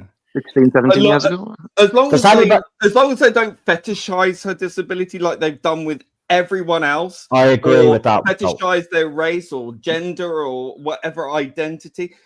If that's Yeah. your main game, you are just reducing people to caricatures and debasing Yeah. them in the most patronizing way imaginable. It's disgustingly distasteful. If you're going to cast people on their talent alone, and that's fine. I have no problem with that at all. And no one does. No one does. No one is thinking, you know, gas chambers look pretty good this time of year. No one's thinking that, okay? Oh, God, lads, come on. What are you But trying no to one is Come on, thinking Lee. that. Stop remembering That's what I old mean. film It's what- roles. Oh, it's insane that people bring up. I mean, that's insulting to Jews for a start. Colin says, I should not have been taking a sip of me coffee when Noel gave that explanation. Yeah, I'm sorry, the pronunciation of Welsh as well is awful, but we do have a Welsh person on here, so anybody offended on behalf of the Welsh people, don't, because we have a Welsh person on, they weren't offended, so someone But be see, offended. Lee, he uses that naughty socialist from Austria. That YouTuber, I've already said his name once, so I'm not going to say it again. I'm not going to sully this any further. I'm not saying his name. But No, but I don't want to talk about him so he either. mentions that naughty socialist the same way that Australians mention "see you next Tuesday." It's like it's as common as that. It's like yeah, well, I just want to it's point as out common he as was a breathing for him. socialist. He was Every a time- socialist, and so are you. Wait, Oh, he was a Jesus, lads, come on. socialist, and so are you, Mr. T. You know, two sides of the same coin. Right, I'm reining it in now. Anyway, I watches our ratings for this fucking shit show. That was Lux, because we kind of, for the last 2 hours, we just kind of skewed away from the episode. But like, you know, I kind of It's do that let shit the, and boring. but- You know. yeah, well, it was. But I did want to ask. There was loads of questions I wanted to ask, but it's gone out the window. So just give me our fucking rating, and then I want to talk about the ratings. So go. Who's Out first? of 10. I would have loved to talk about the episode, but you know, it's just too many pressing issues. Out of 10. Come on. Oh, come on, it wasn't that bad. I'll say, all right. I'll start off the ball and say 2 out of 10, just because it was in for the sake of the people who bothered to make Work it. on And it's you know, I want to give some more space for giving a lower rating to another episode if I see one or see the clips of one, because it can only go down from 2 out of 10. Right. So 2 out of 10 for Robert Lee. Well, I mean, I can only base it on Yeah. what Well. I have seen. Okay, so Right. but it was almost all of the episode, but you know, just bits edited out. But from what I did see, it is the best you're gonna get from this season. I'm Yeah. absolutely certain. I mean, I don't know. The visual effects are very impressive, at least. Yeah. But that's not what Doctor Who's about. But yeah. It's not what it's about. It's not Doctor It Who. used to be, yeah. So I can't really judge it on the fact that it's supposedly a Doctor Who episode. For the visual effects, 2 out of 10, purely for the visual effects, nothing else. That's fair. As an episode of Doctor Who, 0, because it's not Doctor Who. Absolutely. PD. Same as Lee. Two out for the out of 10 for the visual effects, because they were quite good. But I will give it infinity pieces of shit out of -10 pieces of shit as a Doctor Who episode. Jack, just roll with the punches now at this stage. What would you give this fucking shit show?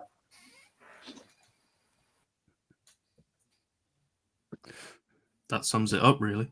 Right. You fucking little pricket. Oh, Yeah, you fucking prick. I'm giving it. Look, I'll be honest, right?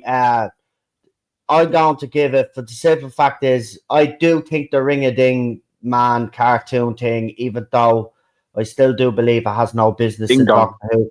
Ding dong, whatever you want to call it. I did find that concept interesting. It was just purely Ding-a-ling.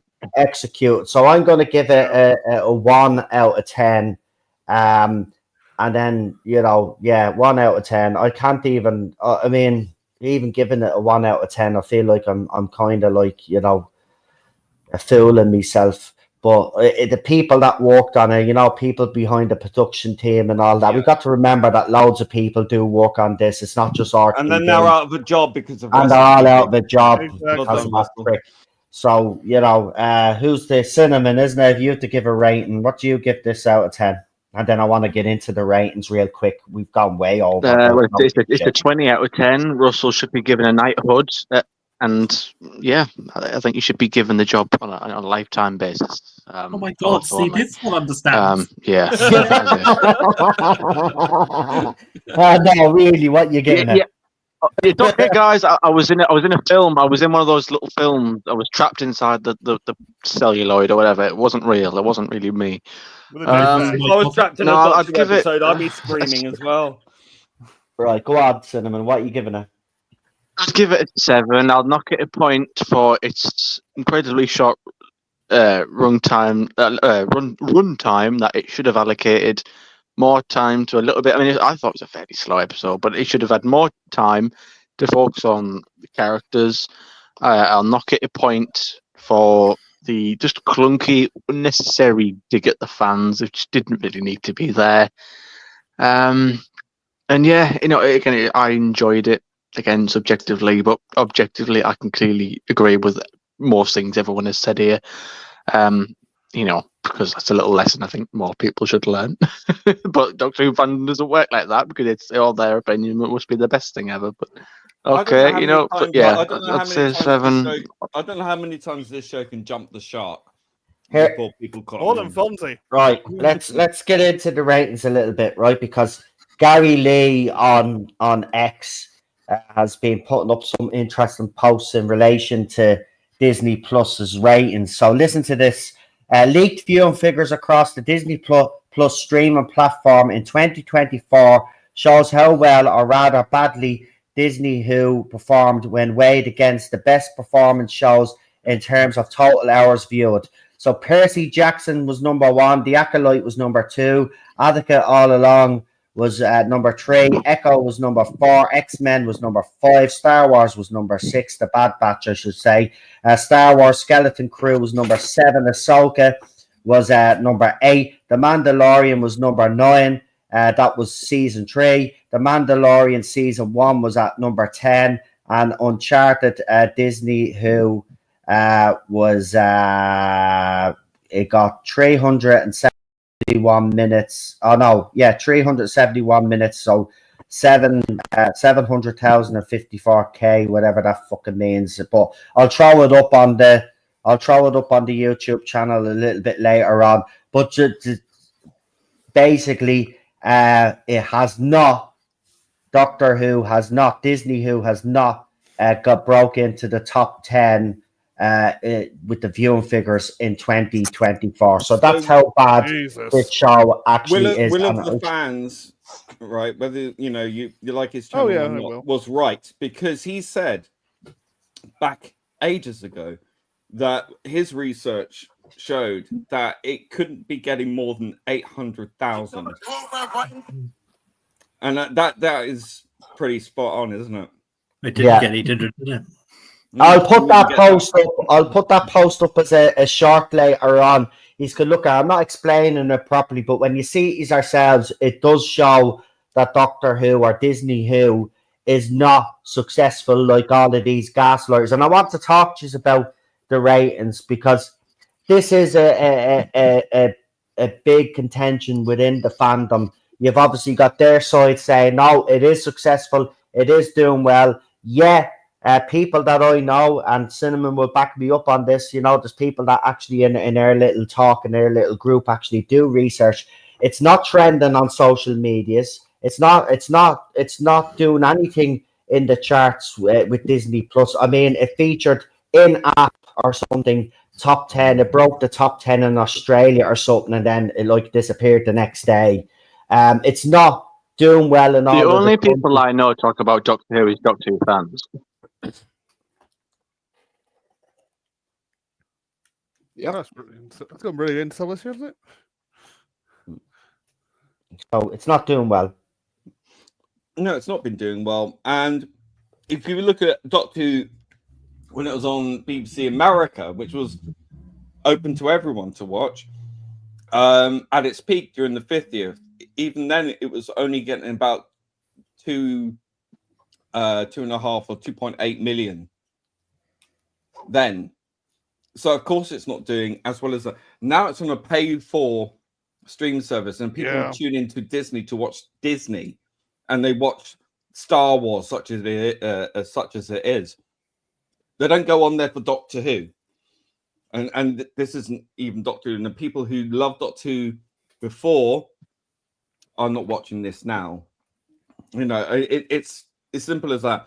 It's just not an American TV show, and it's not even a British TV show now. Yeah, they watch it because they love its Britishness. It's funny as well, because I think some of these characters and I won't say them now, but some of these characters are suggesting that Disney are going to get the full back catalogue.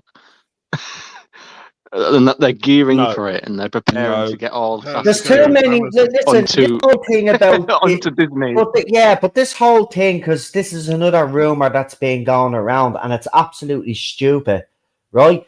Disney are not going to try and buy out Doctor Who outright either, which is another rumor that's going around. There's too many moving parts, and there's no way. No matter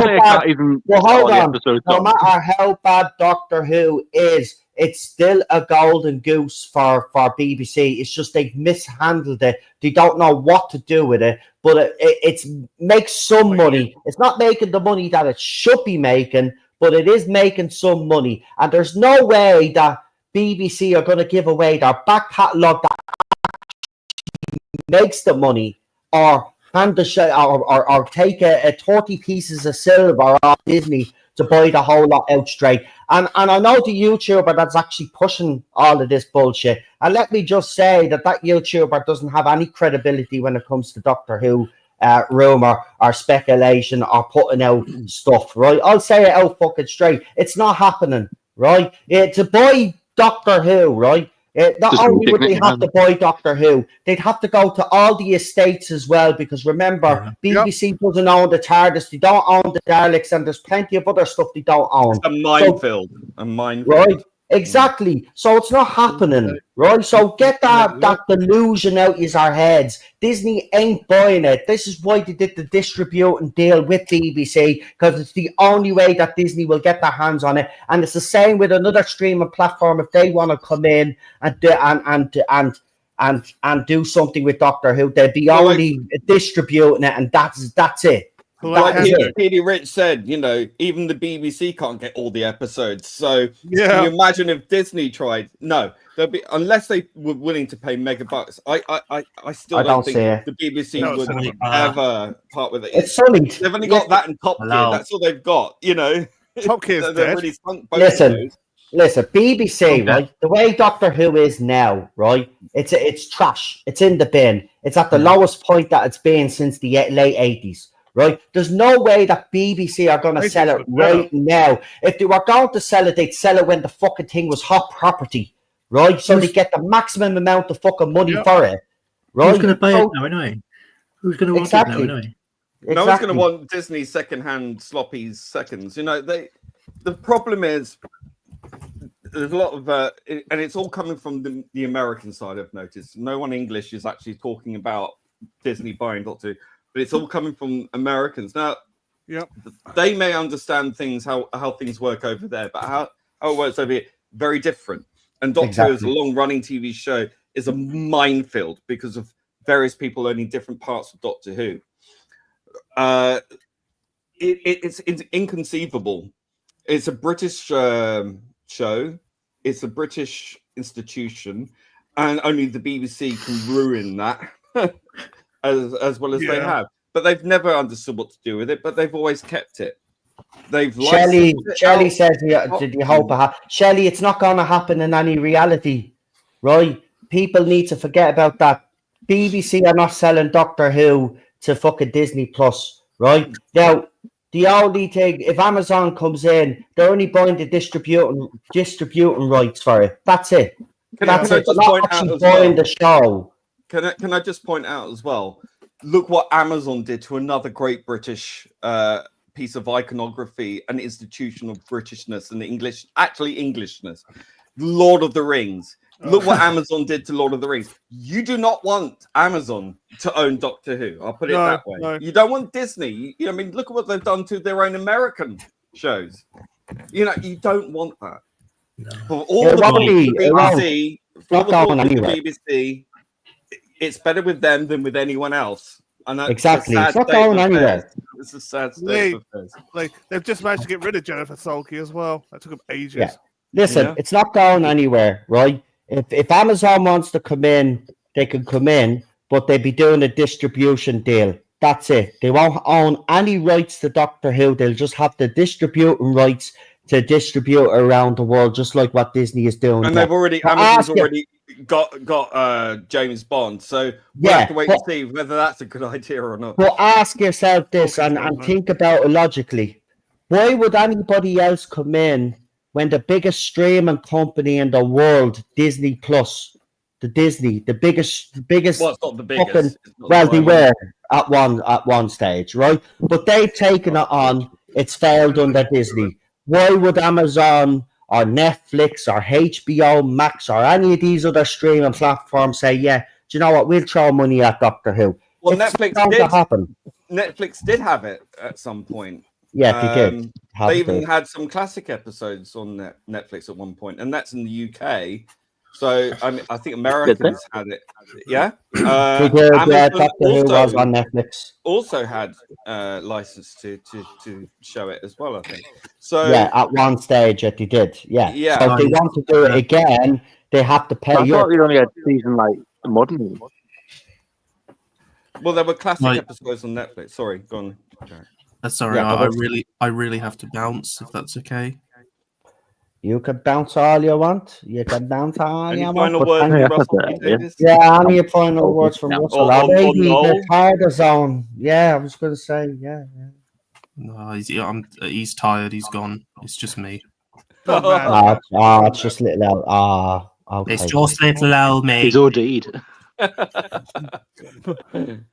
The TARDIS zone. Look, don't you Who's start. that? Phil Collinson. I'm tired. Okay. Look, I have Don't to you go. start, man. I'm tired. stop. I'm sick of it. Let Jack. Right. Let Jack. Go on, Jack. Right, look, I have to go. I've really loved being on the stream. Thank you for having me on, and I'll see you in the next one. Right, bye for now, guys. See you later, Jack. Take care, mate. We go for the fight in Cork. Cheerio. All right, see you soon, Jack. You've been legend, you Yeah, are. right. Thanks Bye, for everyone. coming on. Cheerio. Hello, mate. Bye, Russell. See you soon. I love people put Dusty yeah. on. And that's how you rip the piss out of an Irish accent, yeah? And that's how you make people laugh. Unlike some fucking idiot somewhere else, you know, over across the water. Anyway, well, let's go with, but I want No, to we've got ask no you space. before we do finish up tonight on the whole marketing strategy. Apparently, you know, Yes, sir. RTD saying that the show was possibly going on hiatus 2 days before season 2 premiere happened. Apparently, Straight this up. is all being a marketing ploy. Lee, I want to ask you: have you ever heard anything so stupid in all your life? And when has this ever worked as a marketing ploy that you've said, well, the show could possibly be cancelled or go on hiatus or whatever? What did I miss? Sorry, I was typing to Shelley there. What? Right. So a YouTuber out there who I won't mention, right, from the other side of the fandom, is saying the whole thing about the hiatus or the pause was a marketing ploy by RTD. If the show was getting in, let's say 4+ million, fine. But I think someone the other day was I can't remember who it was, but someone mentioned Philip Morris has said that if a show goes below 4 million, it's on the line for cancellation. We are well below that now. I think it's just due. It's run its course. Yeah. It's run into the ground. To say this is a marketing ploy sounds a bit desperate. Cover up. Yeah, I think a bit of wishful thinking going on there. That's copium, isn't it? It's a lot of copium, but I would say it's. You look at RTD's face and you tell me that man isn't shitting himself. He is. You could tell from that interview he hadn't got a clue he hasn't got a clue what's going on. And look at how Gatwa and Gibson were looking. Was it her? Or was it the other one? Yeah, no, the two of them. Both. were there. Yeah, it was looking like when they were asked. Oh no, it was Barada, wasn't it? I think. Then they were asked, "Oh, what did you think? You know, will there be a season 3?" And they just looked absolutely like rabbits in the headlights. They didn't know how to answer. I don't know. Yeah, because they don't know.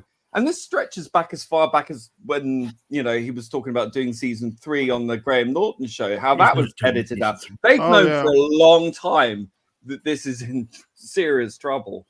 And this is bearing fruit. And you can say, oh, this is all an extremely clever marketing ploy because it's kind of meta-textualized in the show scripts. It's like, yeah, he knows it's coming to an end. So he's being so self-referential and allegedly self-aware in this that he's telling you it's over because it is over. You know. I think he knows the jig is up, so he's just kind of put that into the script as a fuck it, why not? It's just so sad because The only time You I know. can think of an example where it worked was the Trial of a Time Lord, where that kind of took a spin on it, putting the show on trial. But that was a bit different. This is something completely different. yeah, I think look. If you've got overnights as bad as that, and even a 7-day rating for the Robot Revolution, what did they? It was 3.57 million or That's something. seven, That's pathetic. That's Like, inflated as well. That's inflated the yeah, only like they can go up, bang on and on about how the TV landscape has changed, how people's Oh, God, viewing don't habits quote have that again. changed, how it's the 28-year bloody ratings, whatever. You know what someone actually said as well, Lee? Well, maybe some fans are waiting until all the episodes drop in That means they 8 don't weeks' give a time. shit about it now. And I'm sorry, if you are a fan of the show, or if it's that engaging, you'd want to watch it.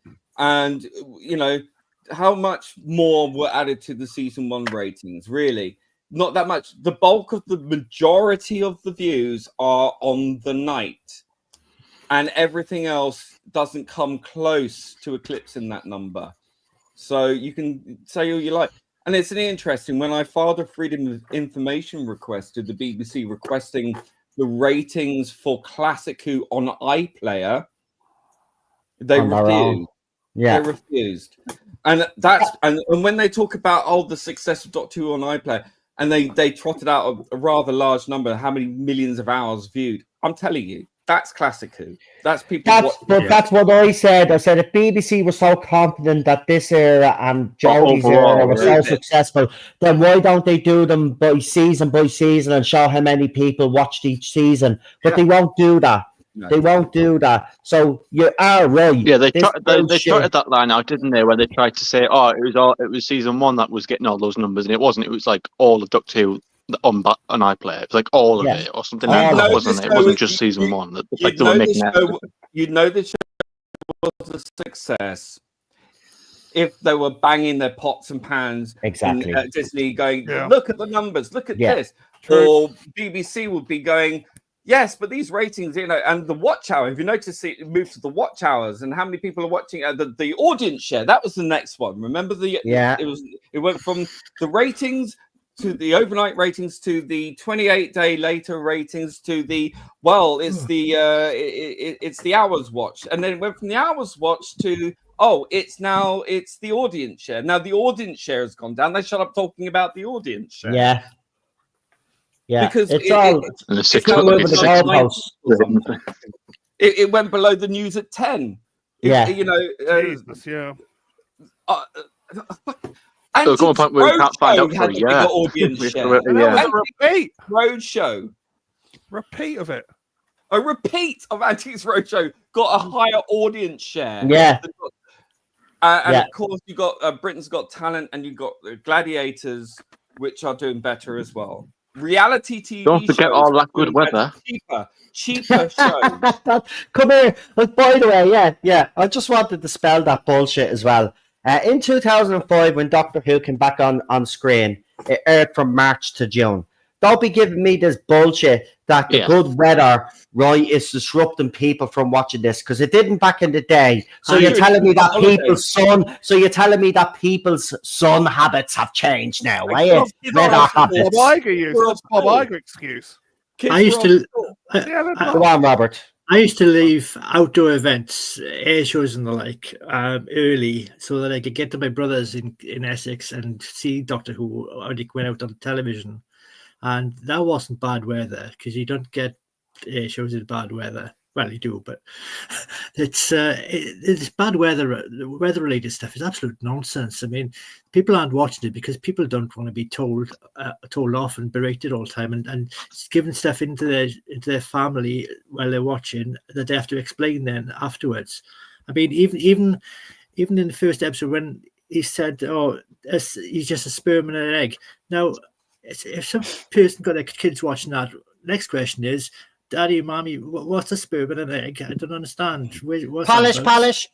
Yeah, but It's just an abortion metaphor. Not even that. darling. Again, that's Yeah, another it's point. an You've got it's the an sperm and the embryo egg, for and a then you've start. got references to You don't. You've got go with- references to HIV in the second episode, and I don't think Yeah. that's it's quite a sensitive topic. I don't think the topic I don't think HIV really should be mentioned in a Doctor Who story. If I'm being honest, don't think it's quite. That's quite the conversation. If little Timmy starts asking, "Oh, what's HIV, Dad?"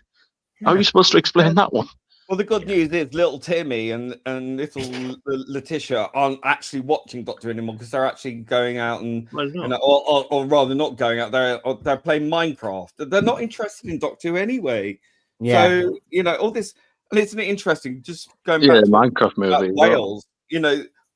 During that poll, remember the poll about how Doctor Who's perceived, Yeah. and the lowest people, the highest number of people who didn't even know what Doctor Who was came from Wales. Well, yeah. I just want to point that out, When I tell you, look away. right? The Even though thing, they're funding it with their tax dollar, one thing I will say for the Welsh people, and I don't The speak simple on lesson behalf to of all them. of this is that if when you start watching this season, you'll be Arthur, but by the time you finish watching the season, you'll be Martha. Yeah. We don't. Welsh people don't like being taken for a ride. No. Let me just put it that Oh, way. I know that. They know. Russell takes us off on one. By the way, Daniel's he's not put the important hashtag- in Welsh culture. He thinks he is, but he's not. He's not as important as he thinks he is. People don't watch. People don't care about who the. They could barely name who the person in charge of the Welsh government is at the moment. Daniel has actually put the hashtag up on his fucking on his Twitter. Fair fucking play, mate. Fair fucking play, man. Good man. Good I'll be man. doing it later. Yeah, we'll be doing it as well. I mean, look, we all know that this show is not appealing to the demographic that he claimed so much and so vociferously that it was attached to this new audience of under 30s. Doesn't bear out in that poll at all. That's a lie. That's what we call a lie, Russell. But we know Russell does lie. And but I think even his lies can't extend to answering the question of what's going to happen in season 3, because he's clearly out of lying. He's just saying, look, I don't care anymore. Right. I'm moving on to Channel 4. I'm going to write what I've always written, which is gay soap operas. Because if you actually look in his Wikipedia, his filmography, every single story he's ever written, other than some elements of early Doctor Who in his run, were all queer dramas or gay dramas or whatever. They were all about that because it's all he knows. It's a bubble. He can't get out of it. And he's not speaking to every man or every woman in this country. He's speaking from an elitist gated community area, Manchester, right? He's didn't even live in Wales. Going off to cocktail parties and hobnobbing with all the the elite groups and all that kind of stuff. What the fuck does he know about people living out houses, right? Or whatever, the working class. I have to listen 3 hours and 15 minutes. If this stream goes any longer, I'm not going to have enough hours to do Saturday. So we're going to have to finish it up now. So what I'll do is, as we always do, we'll go around the whole panel. I want you to shout out use our social medias or whatever else you want to promote. You are more than welcome to do so. So I'll start with you, Lee, because you do be short and sweet about this. So is there anything you want to promote there? Or? Fuck all. Okay, not even Jack's channel, no. So go check out Jack's channel. Rabbit. He's not here. Yeah, you're right. Drawing Jack Rabbit. He's got But when you subscribe to someone's channel, don't just subscribe. Don't just ring the bell and then ignore it. Go and watch his videos. He's got good content. Exactly, he does have good content. So go and check out his content. Yeah, because Lee is right. It's we do say go and subscribe, and people will subscribe just as because we've said it, but won't actually go in and watch people's content. Go and check them out, guys. There's people out there that have great content out there. Remember, TV and the film industry is in the shitter. YouTube or content creators are kind of going to be the future, especially in the Doctor Who fandom. They will be. So go and check out Jordan Jack Rabbit, and Lee does have YouTube channels, but he obviously doesn't want to plug them. So we'll leave. I plugged it already. But yeah. PD, go on. Who are you plugging this week? I'm still with Rabbi, so come and catch Rabbi. And next week, Melon Rattler will be with us, which is going to be a bit of a positive, eh? Yeah, Melon Rattler will be here next week. Yeah, that's going to be interesting. Yeah. And he was actually in the chat there as well, taking part. And he's actually playing Oblivion. So I'll give him a shout out. He's actually playing Oblivion, the remaster. So give him a shout out there, So if anybody's I have to say that's good. I know there's a bit of bollocks about the whole Type 1, Type 2 body thing, but as a game, it's fantastic. Right. Can I just say as well? Come on, lads, you're killing me. Just quickly, in defense of Melon Rattler, right? I'm a gay man, right? I don't have a problem with anything Melon Rattler says. He has every right to speak about it. If I can understand that, and if I can accept that, there is no excuse for anyone else. You don't need to be offended 24/7. So Exactly. Take yourself so seriously and get on with your life. Yeah, Exactly. And touch some fucking grass. Yeah. Right, Cinnamon. Won't touch I'll come back to you, PD. Cinnamon. Yeah, I'll just keep it short. Cinnamon Talk Crunch under the same name on X and YouTube, doing some different content, not just Ducty. I like to do a bit of everything that I can think of. And I'm quite enjoying it, for a channel. I've got 87 subscribers, and that unboxing video I did, which was like 8 minutes. It's not even really that in depth, and that got 904 views, which I'm quite happy with. That's actually more than humbling for me. That just came out of nowhere. So yeah, I'm enjoying that, and I've got a new alls because I went to upload it before and there was no audio, and Lee commented on it, which is a bit annoying because that means his comment had to be deleted. But yeah, that video will be going back up. Well, I've re-recorded it. It was a pretty good game as well, and I got like 3 episodes in. I was halfway through the game, and it's frustrating. But I've done it again. Hopefully, it will work this time. Otherwise, I'll come through the TV like shooting and scream. Fantastic. But yeah. Robert. Hello. Right, my social medias are all underneath my own name, just Robert Payne. I've got I'm on X and I'm on YouTube. I've got a YouTube channel, but it's not anything commentary wise. It's just at the moment I'm just filling it with hobby things like my scale model airplanes. No, people love that shit, man. Well, it is. People love that stuff. I tell you what, it's therapy. You're concentrating on something and you're not doing any other things.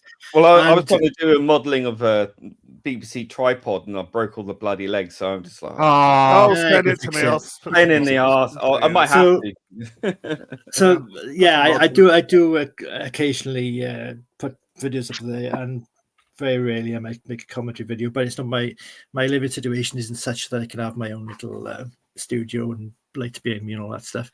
And I would give everybody the advice of remembering that they're actors, they're writers, they're not your friends, they're not your supporters. They're just people trying to make money out of the entertainment industry. Yep. So don't give your time and soul to entertainment TV. It's passing. Doctor will. Yeah, a lot of them will probably just say stuff just to get a job, won't they? Yeah, the Doctor is just a corporate entity. You've still got Classic Who to look back on and enjoy. Yep. But enjoy whatever programs you like. Dislike whatever programs you like, but just be happy. I mean, and just chill out. There's a lovely spring is in the air. Just take a minute to touch grass. If you can't reach any grass, if you can't bend over to reach grass, enjoy all that good weather. Take a deep breath. You're the wind in the trees, and maybe see a bumblebee and realize how life is lovely. Apart from you don't have to be all taken in by all these trolls and these angry people on activist groups and that. They'll move on to something else, or they'll grow up, or they'll do something else. It's like being bullied at school. You leave school, you'll never see them again. They'll be gone. So have a lovely week and get out, have a hobby, watch a DVD of old Doctor Who, whatever you want to do, or Blu-ray. Sorry, I'm showing my age with DVDs. So anyway, thank you for having me. You wanted to no, it's fine. I just want to say this, Robert. While you were talking, I just installed a navigation deflector to USS Voyager. Pardon? I just installed a navigation deflector to the USS Voyager, and it's all working. Man, Voyager's my favourite shit. I know. I've been sitting building it. It's the Rebel Oh, one. you'll have to show me photographs of that, man. Right? Yeah. So send me photographs on Facebook, man. And I've just That's finished it. puttying the USS Defiant as well, so she's God, deadly, man. she's Nice. greebling and painting now. That's all she needs. I'm No. building two jets at once to the moon, but that's another story. Well, what jets are you building? What jets? What? Lads, they're killing me. Come on. I told you, I literally have an hour and a half. Have a look at Model makers. have a look at my Model have a look at my makers. channel. You can see it yourself. It's I all will. I'll pain. go to the channel. Yeah, I'll go to the channel. All right. Right, can I promote myself before I run out of complete time? Yeah, what do you do, Joe? Thank you. What you yawning for? Peckers? Anyway, you can catch me here, hopefully, if I don't run out of fucking time, where we will be reacting to, obviously, the next episode, the Blink, no, not Blink C, fucking Russell, the Midnight sequel or prequel, whatever the fuck it's supposed to be. I think it's a prequel. Please don't ruin Anyway. it. Please don't ruin Anyway, it. he's gonna ruin it, but I'll be here for that. Hopefully, to do a reaction if I can get the time in. Hopefully, I can. You can support the channel by hitting that like button as well, and then obviously, you know, if you want to react to this stream, leave a comment as well. And to all you little bitches out there that got triggered by this stream tonight, go and touch grass. Yeah. Hashtag Anyway. RIP Doctor Who. Yes, It's a quote Because from it the is. show. Hashtag I'm get ready about to to get the attack all shovel. disabled people apparently. I'm about to get me shovel anyway to bury this. Oh, by the way, yeah, just to let you know, apparently I killed the Pope. Just want you to know that apparently I because I said he was because and I said apparently the black smoke is racist, according to. oh yeah, Oh, I heard like that it's as well. Yeah, I know that they're bleeding idiots. You They are, crafted man. Saying good morning is racist. Yeah. You might Anyway. On the other hand, a black pope might be good. We've got a black pope. Is the the one Shh, behind the. Okay. Don't get yourself into trouble. Don't get me into trouble. Yeah, don't get no one's trouble. YouTube, you know what they're like. Antichrist. Anyway, with all of that said, I hope you have enjoyed this sort of panel review of Lux. It went into its own little universe and stuff, but that's what these streams do. You know, they kind of have a mind Yeah. of their own and they evolve. And there's What the Robert's episode did. waving at you all there, waving good night. Nice to have you on board, and I really mean it. You're more than welcome on next week. And sure, you can come on for the whole run because I'm pretty sure this will be the last season of Doctor Who that keeps up. Well, won't be seeing the Eurovision one, that's for sure. But I'll still give my Yeah. opinion of it. Yeah, I'm sure I'll yeah. see clips and people react. I won't be watching next week's one because it's written by a raging anti-Semite. So All right. Well, perhaps I There you won't watch go. that then as well. Yeah, so yeah. Who I won't be paying any attention to. I won't Yeah, and then we have the Eurovision one by the Yeah, raging yeah. homophobe, Oh, written yeah. by a homophobe as well. Not Like, watching it's that. funny, Sorry, just no. before we do go, isn't it funny that they call us all of these names, but yet the writers that Thank you, man. RTD have brought in are absolutely disgusting human beings, like, on every level. Like, it's so hypocritical. Yeah. And this is why this deserves to crash and burn. And I will have no qualms in saying it. This is not and never will be Doctor Who. It's only a name only, and it's an insult to everything that came before it, right? Even Jodie Whittaker's era managed to fucking feel like Doctor Who in some Yeah, parts of it, Yeah. like a little bit. Right, I'm not defending Chris Chibnall here, but I tell you one thing, and I said this, I've been saying this for the last couple of weeks anyway. I would rather watch a Jodie Whittaker episode over any of this shite that we've gotten so far. This is the thing, like, I've even seen myself, like, you know, even during the Jodie era, I watched each episode at least 2 or 3 times. I've only watched all of these once. Right, I didn't even do Joy to the World because I couldn't be bothered listening to that Nicola one, you know, because she's crapping on about fucking shite now as well. I'm Oh, sick of them all. I am. They're all a bunch of fucking muppets, and you all They're need all to shut bad, your mouth. Anyway, with that, I'm heading off straight after this. So if you want to chat behind the scenes, you're more than welcome to do I've so. gotta go. But I've got to head off. I've got things to do. You know, scratch me arse, scratch me balls, and watch a bit of Trek. I'm watching a bit of fucking proper sci-fi. Star Trek: The Next Generation. I've been doing a binge watch of that now, and I'm fucking loving it. I'm watching Card Season 3 again at the moment. I love I'm that watching show. Mobland. I already watched it. I already watched the PD season 3 of Picard.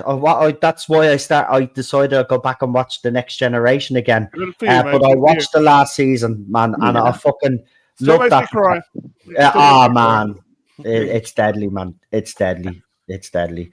Anyway, thank you as ever, everybody in the chat. And I seen worries. Peter from Australia was in here as well. So just a big shout out to you as well, because he keeps in touch He's with been me around for a while. all the time. Nice to see you here. And to the rest of you can all feck off now, because I'm sick of looking at you all in the chat room messing. I'll see you on. It's been 3 I'll see- hours. I'll see you. I'll see you all. I watch. I guarantee you a certain part. Oh, he's criticising his audience. He's calling the fucking idiots and that. Yeah, you need to grow up and get a life as well, you. Right? Bit of cop on tablets you need. Anyway, to the rest of us, I'll see you all on Saturday. Oh, I might be back Friday because I'm supposed to be streaming with Ballstrek. Oh, cool. Kind of let the cat out of the bag, that one. But yeah, I'm supposed to be streaming with Ballstrek. I think is it this Friday or next? It's probably next Friday. I'll let you know anyway. But if you don't see a stream on Friday, I'm back on Saturday to have a nervous breakdown when I'm watching the rip off to midnight. Anyway, we'll leave it there. Have a good evening. God. I love you all. Yeah. Well, I don't really, but you know, I'm only messing. I do. I don't. I do. I know you don't. No, he doesn't. He's a liar. He told me behind the scenes he hates you all. I'm only messing. Yeah, I hate one. I love Russell T Davies. I love him. Yeah. And I love Shooty Gatwa. Yeah, Cinnamon likes smelling the farts. Like smelling the farts, like most of the family. Yeah. I'm only messing. I've been It's hiking all day. the one thing I will say about you, Cinnamon, is you don't shy away from the fact that you like some elements of it, but you do. You are honest to give that balance. So you know what I mean. But I will say that Jack is right about one thing. But Jack is right about one thing, though. We have people have to stop hoping and believing that RTD is going to deliver and likes you all. Remember, he hates you. He hates you. So, you know, given your time, listen, people criticize me because I'm watching Doctor Who without using the official lines. Who gives a shit, right? I'll watch it.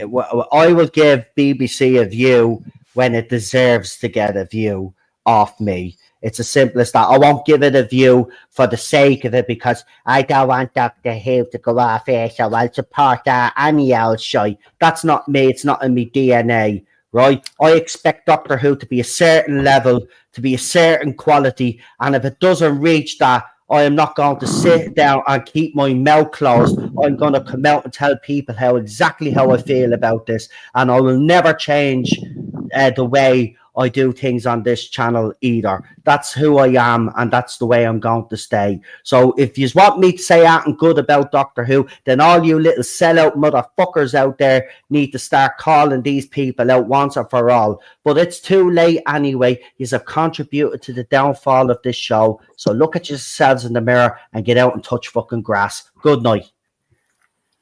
Later. Yeah. Adios, amigos. Ta-da. All things.